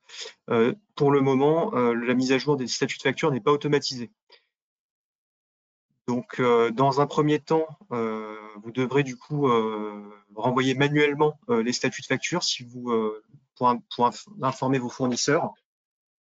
Et après, dans la perspective de la mise en place de Cyclone, donc le projet de PES Retour pourrait à terme assurer la mise à jour automatique des statuts à partir du logiciel comptable. Donc avoir un système d'interface comme il existe actuellement aujourd'hui entre le logiciel comptable et Chorus Pro en métropole. Quand vous rechercherez vos factures dans l'application Factures reçues, vous aurez la possibilité de les retrouver selon 3 modalités. Vous aurez donc la synthèse. La synthèse, ce sont les factures qui vont nécessiter un traitement de votre part. Donc, à bien distinguer du reste des autres moyens de recherche, la synthèse ne vous montre que les factures sur lesquelles vous avez une action à effectuer. Si jamais vous voulez récupérer une facture qui a déjà été mise en paiement, par exemple, vous ne la retrouverez pas dans la synthèse. Vous la trouverez notamment soit dans la recherche. La recherche, ça vous permet de faire des recherches sur un certain nombre de critères de recherche. Vous pourrez rechercher une ou plusieurs factures. Et après, vous avez le tableau de bord qui vous permet de retrouver l'ensemble des factures en fonction de leur statut.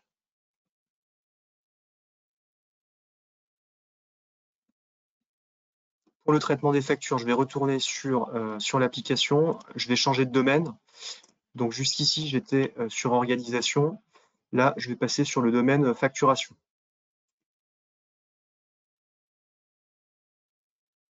Vous avez ici les deux applications liées aux factures que vous allez peut-être le plus utiliser. Donc les factures reçues dans un premier temps. Une fois que vous avez accédé au domaine, vous accédez à l'application et vous vous retrouvez sur Chorus Pro et vous trouvez notamment ce que je vous indiquais à l'instant, les 3 moyens de rechercher vos factures, la synthèse, donc la recherche, par défaut on est sur la recherche ici, et le tableau de bord. La recherche, vous voyez, vous avez la possibilité de rentrer plusieurs critères de recherche. Donc le type de document, est-ce que c'est une facture, est-ce que c'est un avoir, qui a émis la facture, etc. Le cadre de facturation, ça c'est le type de document qui a été déposé sur Chorus Pro. Donc le cadre de facturation, ça identifie le document déposé et les acteurs qui sont impliqués dans le dépôt. Donc par exemple, le cadre de facturation A1, ça sera le dépôt par un fournisseur d'une facture qui sera directement envoyé au client public. Et vous avez par exemple les cadres de facturation A9 et A12 qui, eux, vont faire intervenir un sous-traitant ou un co-traitant. Donc pour ces cadres de facturation-là, le sous-traitant, par exemple, va déposer sa demande de paiement. Le titulaire du marché va devoir valider ou refuser la demande de paiement et elle est transmise par la suite au client public. Donc avec un circuit un peu plus complexe qu'avec le cadre de facturation A1 où on envoie directement la facture du fournisseur vers le client public. Donc le cadre A1, c'est probablement le cadre de facturation que vous allez rencontrer le plus. Vous avez la possibilité de faire des recherches sur des critères avancés également, donc notamment sur les dates de dépôt. Donc changement d'état courant, l'état courant c'est le statut. Et vous pouvez également rechercher sur des montants et d'autres informations. Par exemple, si je sélectionne juste ma structure et que je fais la recherche dessus, ça va me remonter toutes les factures qui ont été déposées pour ma structure. Puis avec le tableau avec les informations, donc le type de document, le fournisseur, le destinataire, le numéro de la facture, donc date du fournisseur, date de l'état courant, etc. L'état courant, donc le statut de traitement. Si vous cliquez sur le numéro de la facture, vous allez pouvoir en consulter le détail.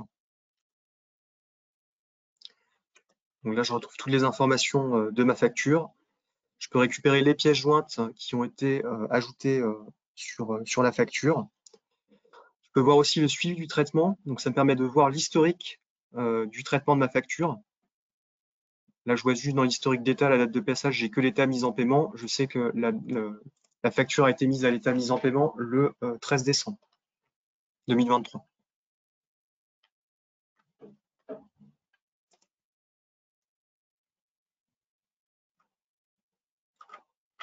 Lorsque je consulte ma facture, j'ai la possibilité aussi d'aller sur traiter et c'est ça qui va me permettre du coup d'apposer le statut un nouveau statut à la facture, notamment si je veux indiquer la mise en paiement au fournisseur, je peux choisir le statut approprié. Vous avez les statuts de suspension, de rejet et de recyclage au cas où, et également tous les autres statuts intermédiaires de traitement. Donc, vous choisissez donc l'état de traitement. Si jamais vous rejetez, on va vous demander d'indiquer un motif de rejet, donc pour expliquer au fournisseur pourquoi vous avez rejeté la facture. Et vous pouvez éventuellement rajouter des compléments d'information si vous le souhaitez. Une fois que vous cliquez sur enregistrer et que vous avez sélectionné votre statut, le retour d'information sera instantané vers le fournisseur. Donc, autre information, c'est dans les pièces jointes que vous allez pouvoir récupérer donc la facture elle-même. Donc, votre fournisseur, il a fait un dépôt de facture au format PDF. Vous pouvez récupérer ici la facture si vous téléchargez les pièces jointes. Donc, c'est ici que vous pouvez récupérer du coup la pièce probante de la facture. La synthèse, donc le deuxième moyen de recherche, là où vous allez retrouver uniquement vos factures à traiter, donc avec les différents états courants. Donc j'ai que des mises à disposition ici, il faut que je traite ces factures. Donc pareil pour traiter mes factures, je vais aller, donc je vais cliquer sur le numéro de la facture pour consulter le détail et je vais retrouver donc mes boutons suivi du traitement et traité qui me permettront de modifier le statut de la facture. Et troisième modalité de recherche, le tableau de bord. Vous allez retrouver donc toutes les structures sur lesquelles vous êtes rattaché avec le nombre de factures en fonction du statut de traitement. Donc sur les factures qui ont été reçues par votre structure. Si vous cliquez sur le numéro, ça va vous sortir directement l'ensemble des factures sur le statut sur lequel vous avez fait une recherche. Dès que vous faites une recherche, vous avez la possibilité d'exporter les résultats au format CSV. Donc vous pouvez, si vous le souhaitez, donc générer un tableur si vous souhaitez travailler dessus. Donc voilà comment il se présente avec l'ensemble des informations de la recherche.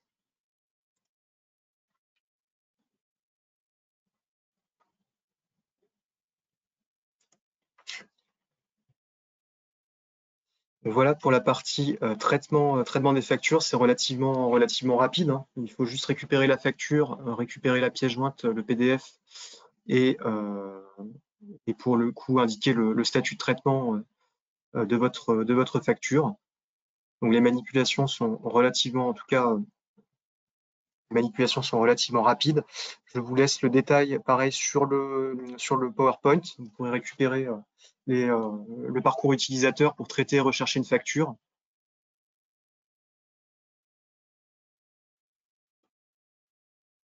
Je vous propose, puisqu'on est sur le traitement des factures, de repasser sur vos questions.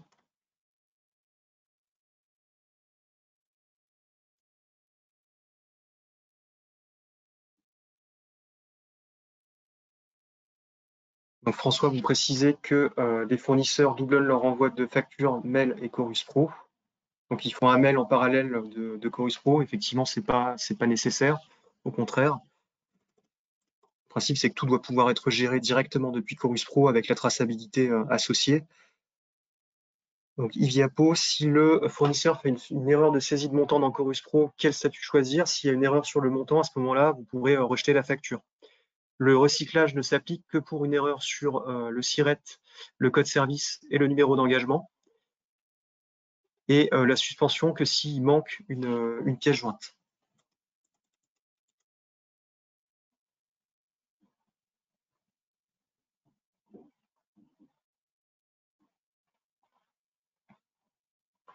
Est-il possible pour l'ordonnateur au moment du mandatement de refuser la facture et de renvoyer à un statut rejet, par exemple? Question liée à l'organisation interne, le service fait étant émis par le service technique et le mandatement par le service comptabilité. La facture doit donc être réceptionnée, mais aussi validée par le service comptabilité. Alors vous, dans votre cas, ce qui va se passer, c'est que comme vous n'avez pas d'interface entre le logiciel comptable et du coup le Chorus Pro, ce sera toujours l'ordonnateur qui va apposer les statuts de facture.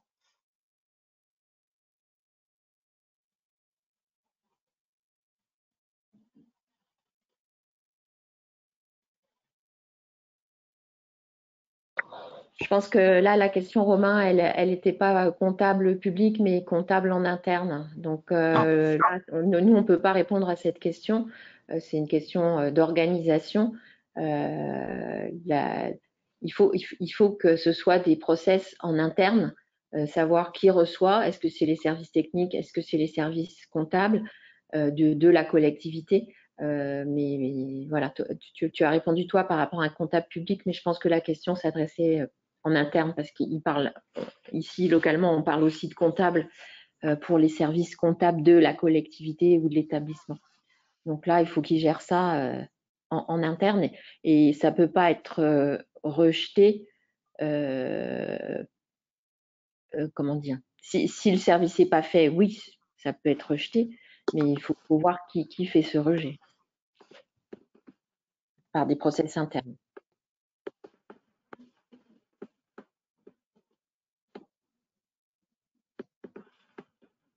Lorsqu'on valide la facture qui met le statut mandaté sur Chorus Pro.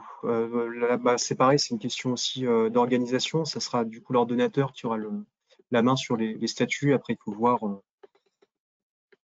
il faut voir comment vous allez vous organiser pour mettre le statut mandaté, sachant que bon, les statuts intermédiaires ne sont pas nécessairement obligatoires à apposer. Il faut, au moins, en tout cas, le mieux, c'est quand même au moins d'indiquer la mise en paiement au fournisseur.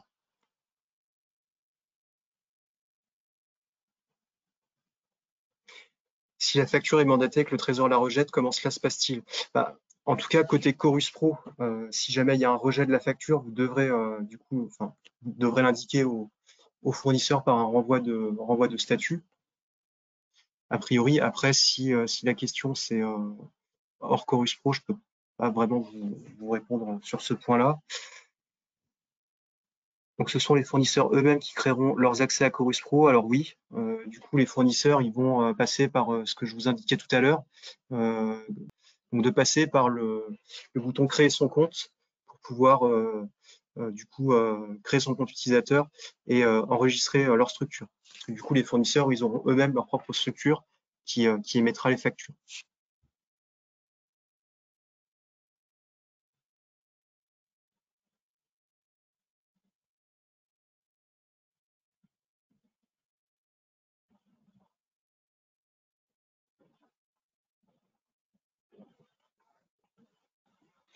Est-il obligatoire d'avoir la totalité des PJ sur Chorus, bon de livraison, bon de commande, OS, etc. Si la commune possède déjà ces documents, peut-on nous le rajouter en PJ? Alors, sur l'obligation d'avoir la totalité, je ne pourrais pas vous le dire. En revanche, sur la possibilité de rajouter des PJ, il me semble que ça n'est pas possible de rajouter des PJ d'une facture déposée. Non. Alors, vous pouvez récupérer. Romain. Ouais. Et effectivement, ce ne sera pas dans Chorus Pro. Si c'est des documents que vous avez déjà, le prestataire n'a pas à les remettre. Par contre, vous, effectivement, la collectivité l'ajoute au moment du mandatement dans ses logiciels de comptabilité, elle a le moyen soit de l'ajouter, soit de mettre les références, parce que le PSV2 inclut les pièces de référence, dont l'acte d'engagement, etc. Donc, il suffit de dire sur quel mandat ça a été mis la première fois dans le cadre du logiciel de gestion comptable et du flux PSV2. Ce n'est pas au fournisseur de le refournir à chaque fois.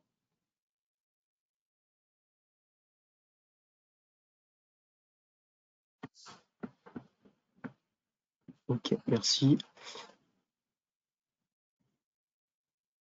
Donc, a priori, je vois pas d'autres questions supplémentaires. Je vous propose de passer sur la dernière partie, donc sur l'émission des factures cette fois, puisque du coup, vous serez peut-être amené à facturer d'autres entités publiques dans le cadre de l'obligation.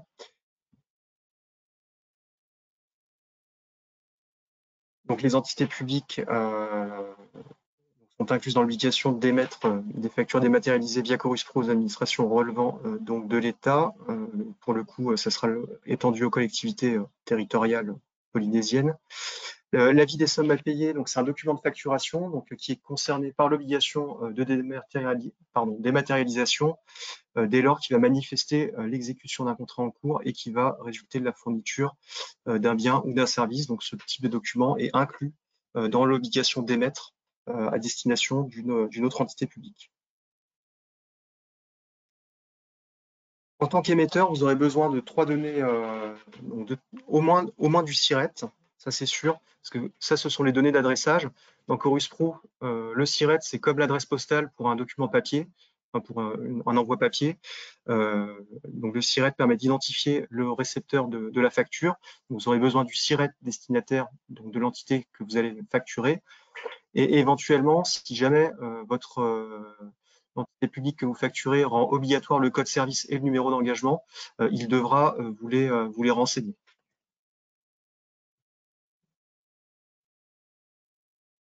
Alors, un rappel sur l'annuaire des structures publiques, donc ça c'est si jamais vous souhaitez à un moment donné vous renseigner sur le statut d'un client public dans Chorus Pro.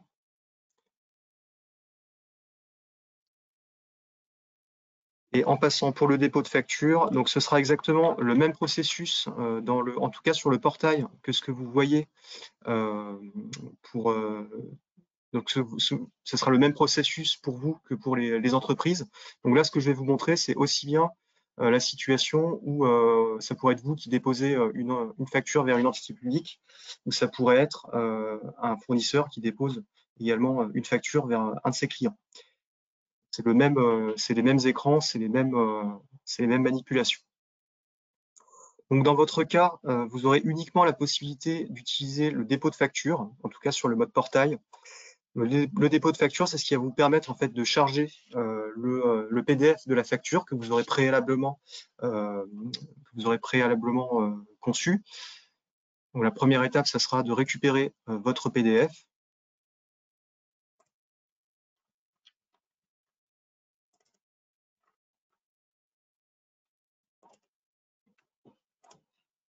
Une fois que vous avez chargé votre document, vous avez d'autres champs qui s'affichent. Donc, premièrement, le format de dépôt. Donc, quel est le document, le type de document déposé? Ça vous le reconnaît automatiquement. Le cadre de facturation, ce que je vous disais tout à l'heure. Quel est le document que vous souhaitez déposer? Là, on va être sur le cadre de facturation A1, dépôt par un fournisseur d'une facture. Vous indiquez la structure pour laquelle vous déposez. Je suis rattaché qu'à une seule structure, donc je n'ai qu'un seul choix dans la liste.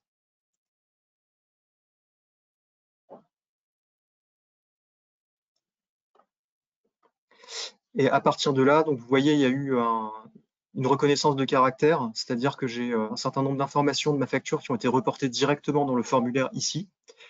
Donc toujours quand même vérifier que les informations ont bien été reportées, puisque la reconnaissance de caractère n'est pas efficace forcément à 100%. Donc c'est préférable de vérifier quand même ces informations si elles sont bien correctes.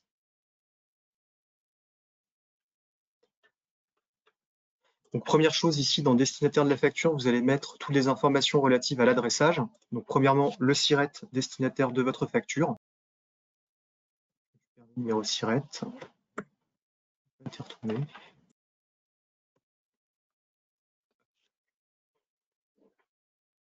Donc, numéro SIRET, le code service, donc qui peut être obligatoire ou non si le client public l'a décidé. Vous avez normalement un astérisque qui vous indique donc le caractère obligatoire ou non de remplissage des différents champs. Ici, le code service n'est pas obligatoire, je n'ai pas un petit astérisque rouge. Le numéro de facture, alors il est unique, donc je vais devoir le modifier pour le test.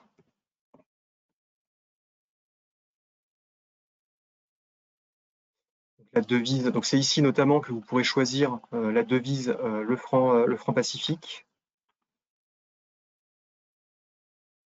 qui est indiqué ici. Donc par défaut, c'est l'euro, donc il faudra bien faire attention à modifier la devise si c'est libellé en franc Pacifique. Le type de document que vous déposez, si c'est une facture ou si c'est un avoir sur une facture, vous pouvez indiquer le numéro de la facture d'origine. Ici, le numéro d'engagement. Et après, bon, les montants qui ont été automatiquement reportés depuis mon PDF. C'est ici que j'ajoute mes pièces jointes. Par défaut, j'ai toujours le document PDF qui est joint. Si je le souhaite, je peux rajouter des documents supplémentaires. Donc ici, je charge mes pièces jointes. Et ici, dans la liste des pièces jointes disponibles, ça, c'est toutes les pièces jointes que j'ai enregistrées sur ma structure, ce que je vous avais montré tout à l'heure. Vous pouvez ajouter des pièces jointes sur la structure. Vous pouvez les récupérer ici, si jamais c'est des documents récurrents que vous déposez quasiment à chaque fois. Une fois que votre facture est complète, vous pouvez valider et envoyer, ou bien enregistrer en mode brouillon si jamais vous voulez interrompre la saisie et la reprendre plus tard. Donc la facture sera enregistrée mais elle ne sera pas envoyée. Vous confirmez, vous envoyez, et là vous avez le récapitulatif de votre facture, des informations que vous avez indiquées. Avec toujours le suivi de traitement de la facture, vous y avez aussi accès en tant qu'émetteur de facture. On voit bien ici que, donc là j'ai deux statuts, le statut brouillon, donc quand j'ai commencé la création de ma facture, et état déposé, donc qui indique que ma facture est en cours d'envoi vers le client public. En tant que, si je suis dans la place d'un émetteur de facture, j'ai exactement les mêmes moyens de faire des recherches sur mes documents. J'ai la synthèse, donc qui permet de retrouver les factures sur lesquelles j'ai une action à faire. Donc là, côté émetteur, les factures que j'aurai à traiter, généralement, ce seront soit les factures rejetées, donc rejetées pour acquitter le rejet, soit les factures suspendues ou les factures à recycler sur lesquelles j'ai une action donc à faire. Pareil, vous avez la recherche ici et le tableau de bord qui permettent de faire également des recherches sur vos factures émises.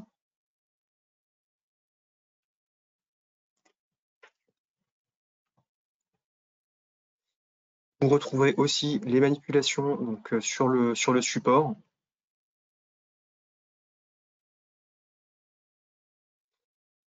Et on en a à peu près donc, terminé sur ce qu'on vous devez voir aujourd'hui. Je vais repasser sur vos questions.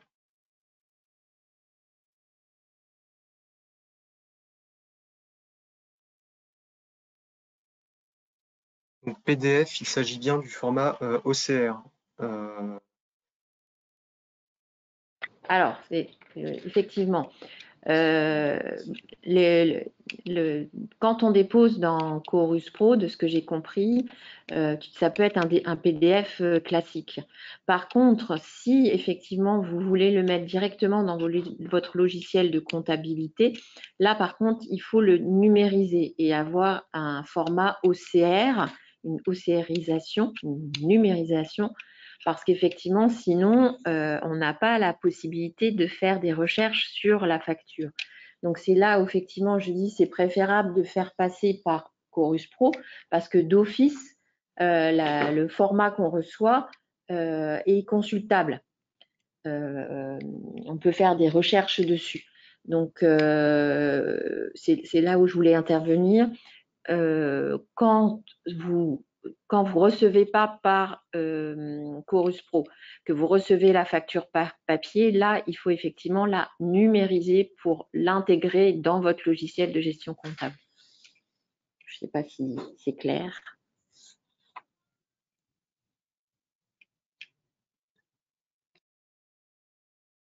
Alors, les titres de recettes relatifs aux contributions d'une commune à un syndicat intercommunal sont-ils concernés?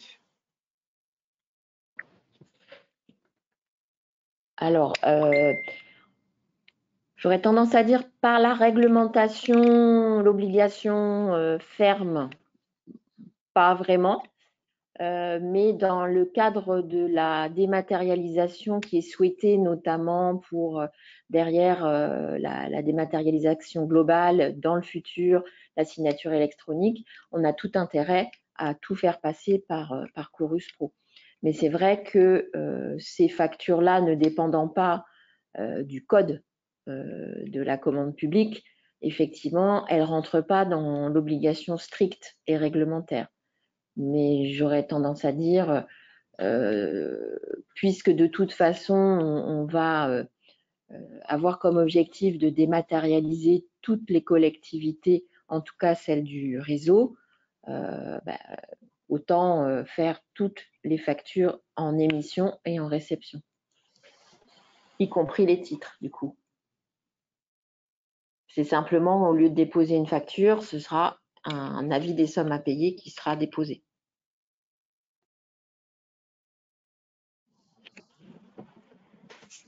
Est-ce qu'il y aura les décimales pour les francs pacifiques dans Chorus Pro? Alors ça, c'était un sujet, oui, il me semble qu'on l'avait, qu'il y avait une évolution qui était passée sur ce point-là, mais je suis pas certain, mais je reviendrai vers vous du coup sur cette question. Oui, effectivement, normalement, le problème avait été réglé, notamment avec l'intervention du référent du pays. Donc, nous, on n'a pas de décimale et on continuera à pas avoir de décimale, notamment pour la réintégration dans les logiciels comptables.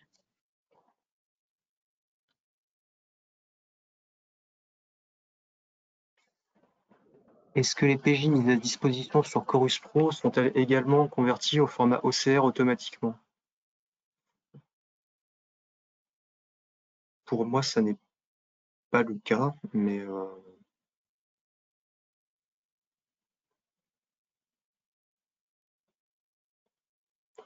bah, là-dessus, c'est pareil. Je pense que je reviendrai vers vous après la réunion pour confirmer.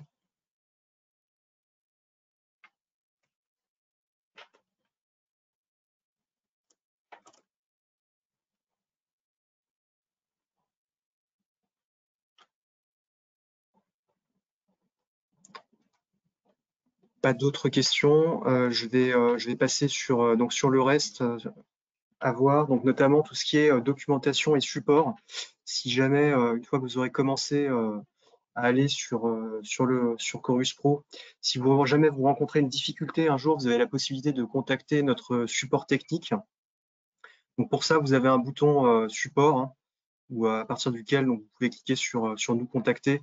Et là, vous aurez soit la possibilité de poser vos questions. Alors on fait ce qui se fait pas mal sur les sites depuis quelques années. On a un chatbot qui vous permet, donc qui s'appelle Flodia, qui vous permet de résoudre des difficultés relativement simples, hein, des problématiques de mots de passe ou autres. Après, vous avez la possibilité d'émettre ce qu'on appelle un ticket à destination du support, donc dans lequel vous allez du coup décrire votre difficulté à l'écrit et éventuellement transmettre des copies d'écran de la difficulté rencontrée pour mieux l'illustrer pour le support. Et vous avez également, alors on propose un échange en ligne en direct avec un agent. Alors ce mode de support est quand même très sollicité, donc je pense pas que ce sera celui qui sera le plus efficace. Donc plutôt privilégier l'envoi de la demande d'aide au support si jamais vous rencontrez un problème. Un petit rappel sur les utilisateurs PIGP.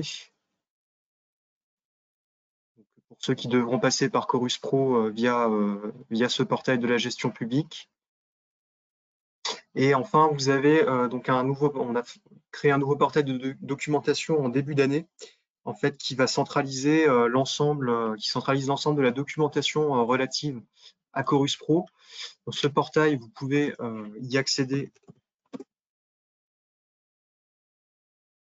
directement sur Chorus Pro si vous allez sur l'accueil. Il est accessible aussi bien en étant connecté ou déconnecté. Donc sur l'accueil, vous avez une documentation ici.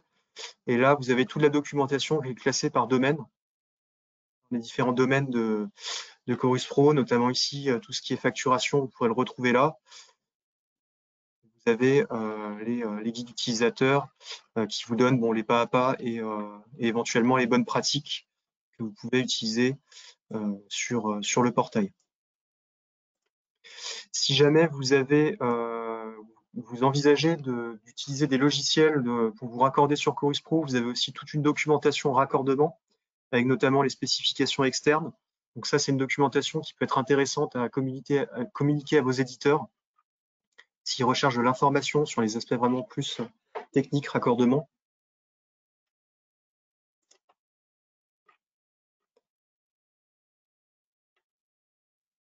Donc voilà ce que vous pouvez retrouver dans l'ensemble sur le portail de documentation. Donc n'hésitez pas à rechercher l'information à ce niveau-là si vous avez des questions sur des points particuliers dans l'utilisation de l'outil.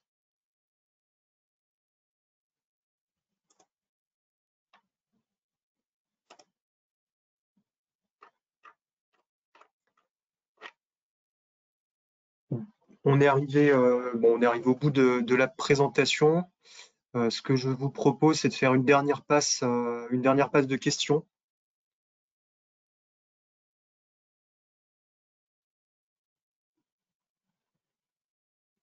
Est-ce qu'il sera possible pour les collectivités de transmettre les factures des petits fournisseurs qui ne sont pas à l'aise sur l'outil informatique à leur place sur Chorus Pro?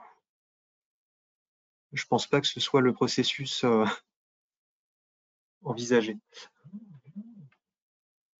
En fait, elles les reçoivent et puis elles les mettent directement dans le logiciel de comptabilité. Quand le fournisseur n'y parvient pas, et le texte prévoit effectivement des difficultés de connexion, et puis c'est pour ça que c'est au-dessus de 500 000 et pas en dessous. Mais du coup, l'objectif, c'est de ne plus, c'est pas nécessaire de passer par Chorus Pro parce que le fournisseur ne sait pas utiliser Chorus Pro. Dans ce cas-là, il faut intégrer la facture directement dans le logiciel de comptabilité. Et c'est dans ce cas-là qu'il faut avoir une version numérisée et non pas une version scannée. Mais ne vous amusez pas à mettre dans Chorus Pro des factures qui ne sont pas déposées par vos fournisseurs. Vous les mettez, si vous les recevez par ailleurs, mettez-les directement dans votre logiciel de comptabilité, si elles sont bonnes, bien sûr. Et ne faites pas un suivi dans Chorus Pro, ce n'est pas l'objectif.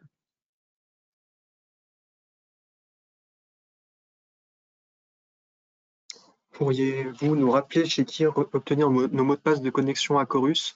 Vous pourrez vous référer, alors si jamais vous passez par le PIGP, vous pouvez vous référer à la présentation. On a une planche qui vous rappelle l'adresse sur laquelle faire votre demande donc de création de compte. Donc cette adresse-là.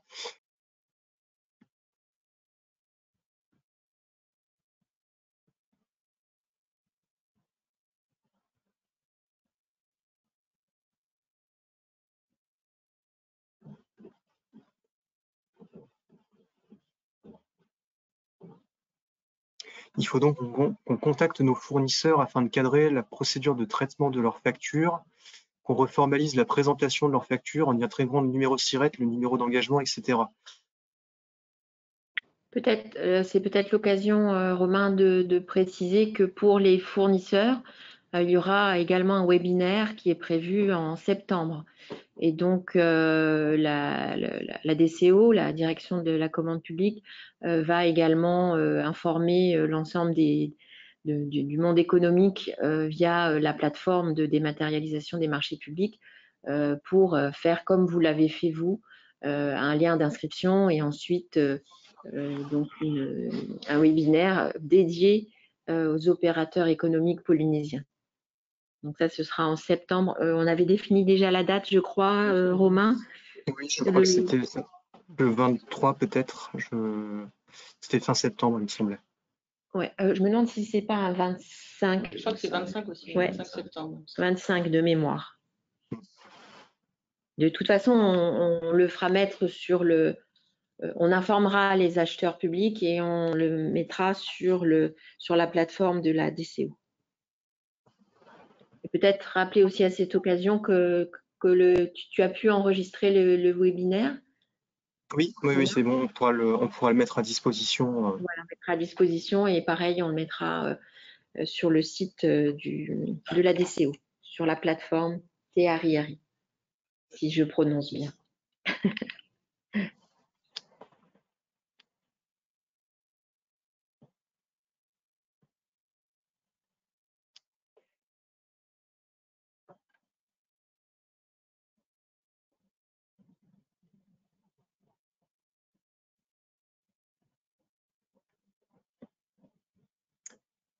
Alors, il n'y a pas d'autres questions. On peut prendre les dernières questions si vous en avez.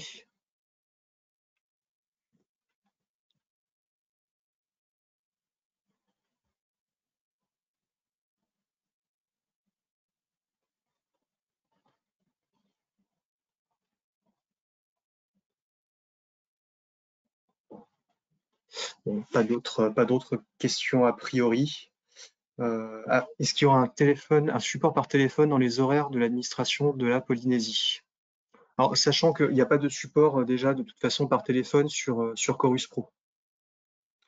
Vous avez uniquement la messagerie instantanée, mais qui est souvent qui est très sollicitée. Donc, ce que je vous disais, c'est plutôt essayer plutôt de passer par le ticket, l'émission de ticket au support, qui au moins vous pouvez les émettre à tout moment, et du coup vous aurez une réponse directe de la part du support. De la même manière, il y a toujours la possibilité d'envoyer un mail à l'adresse que tu as remis tout à l'heure en visuel, la diapo sur le correspondant dématérialisation. Donc, on répondra effectivement sur les mails si on est sur un sujet PIGP, habilitation, etc. Et puis, le cas échéant, si on voit qu'il faut rappeler, on rappellera aux horaires, bien sûr, locales. Ok, merci. Ça correspond à quoi le domaine marché? Alors le domaine marché, c'est essentiellement pour, bon, on est du coup hors cadre facturation, mais c'est la possibilité de générer des DUM et d'assister aux consultations. Et normalement, vous avez les avis de publicité aussi maintenant qui devraient être accessibles. Donc on est en dehors du cadre de la facturation dans le domaine marché. Et je ne suis pas sûr que ce soit peut-être pas des documents qui vous concernent côté Polynésie. Je ne sais pas. Non, la Polynésie a choisi une autre plateforme pour les consultations et les mises en concurrence. Donc, c'est la plateforme Te Ariari avec Safe Tender qui va faire l'équivalent. Coffre-fort numérique, etc. Donc, effectivement, cette partie-là n'est pas applicable en Polynésie.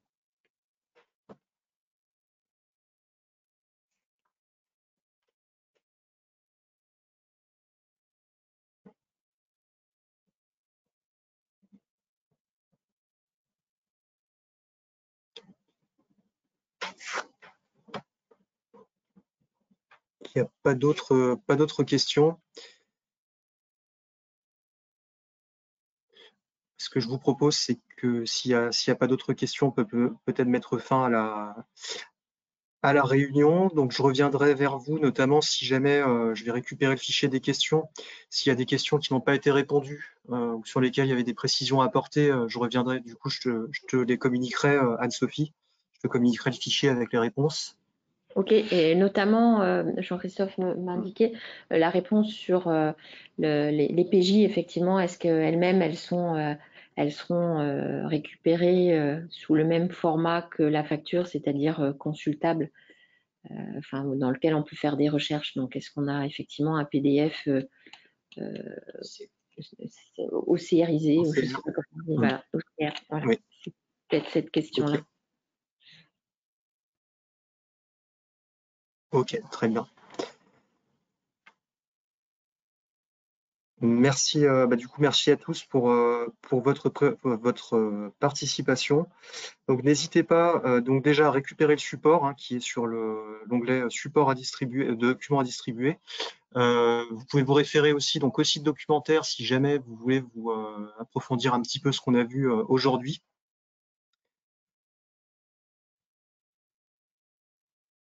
On va produire notamment, alors on avait prévu également de produire cet été un document récapitulatif un petit peu des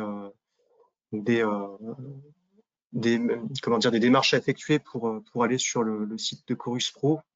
Donc on vous le transmettra probablement soit dans le courant de l'été, soit à la rentrée. Et donc voilà. Donc je vous remercie. Merci aussi à la DGFIP pour sa participation. Effectivement, on mettra à disposition sur la plateforme de la même manière qu'aujourd'hui, vous avez les guides pour la dématérialisation des marchés et l'appel à la concurrence. Bien, on fera de la même manière. On le mettra sur les pas à pas, on va dire, sur la plateforme Te Ariari. Merci à toi, Romain. Merci d'avoir veillé aussi tard. Et puis, bonne journée aux collègues qui sont ici et bonne nuit à Romain. Merci, bonne journée à vous du coup. Et donc Anne-Sophie, on revient, on reste en contact pour la suite. C'est ça. Merci. À bientôt. Bonne journée. À bientôt.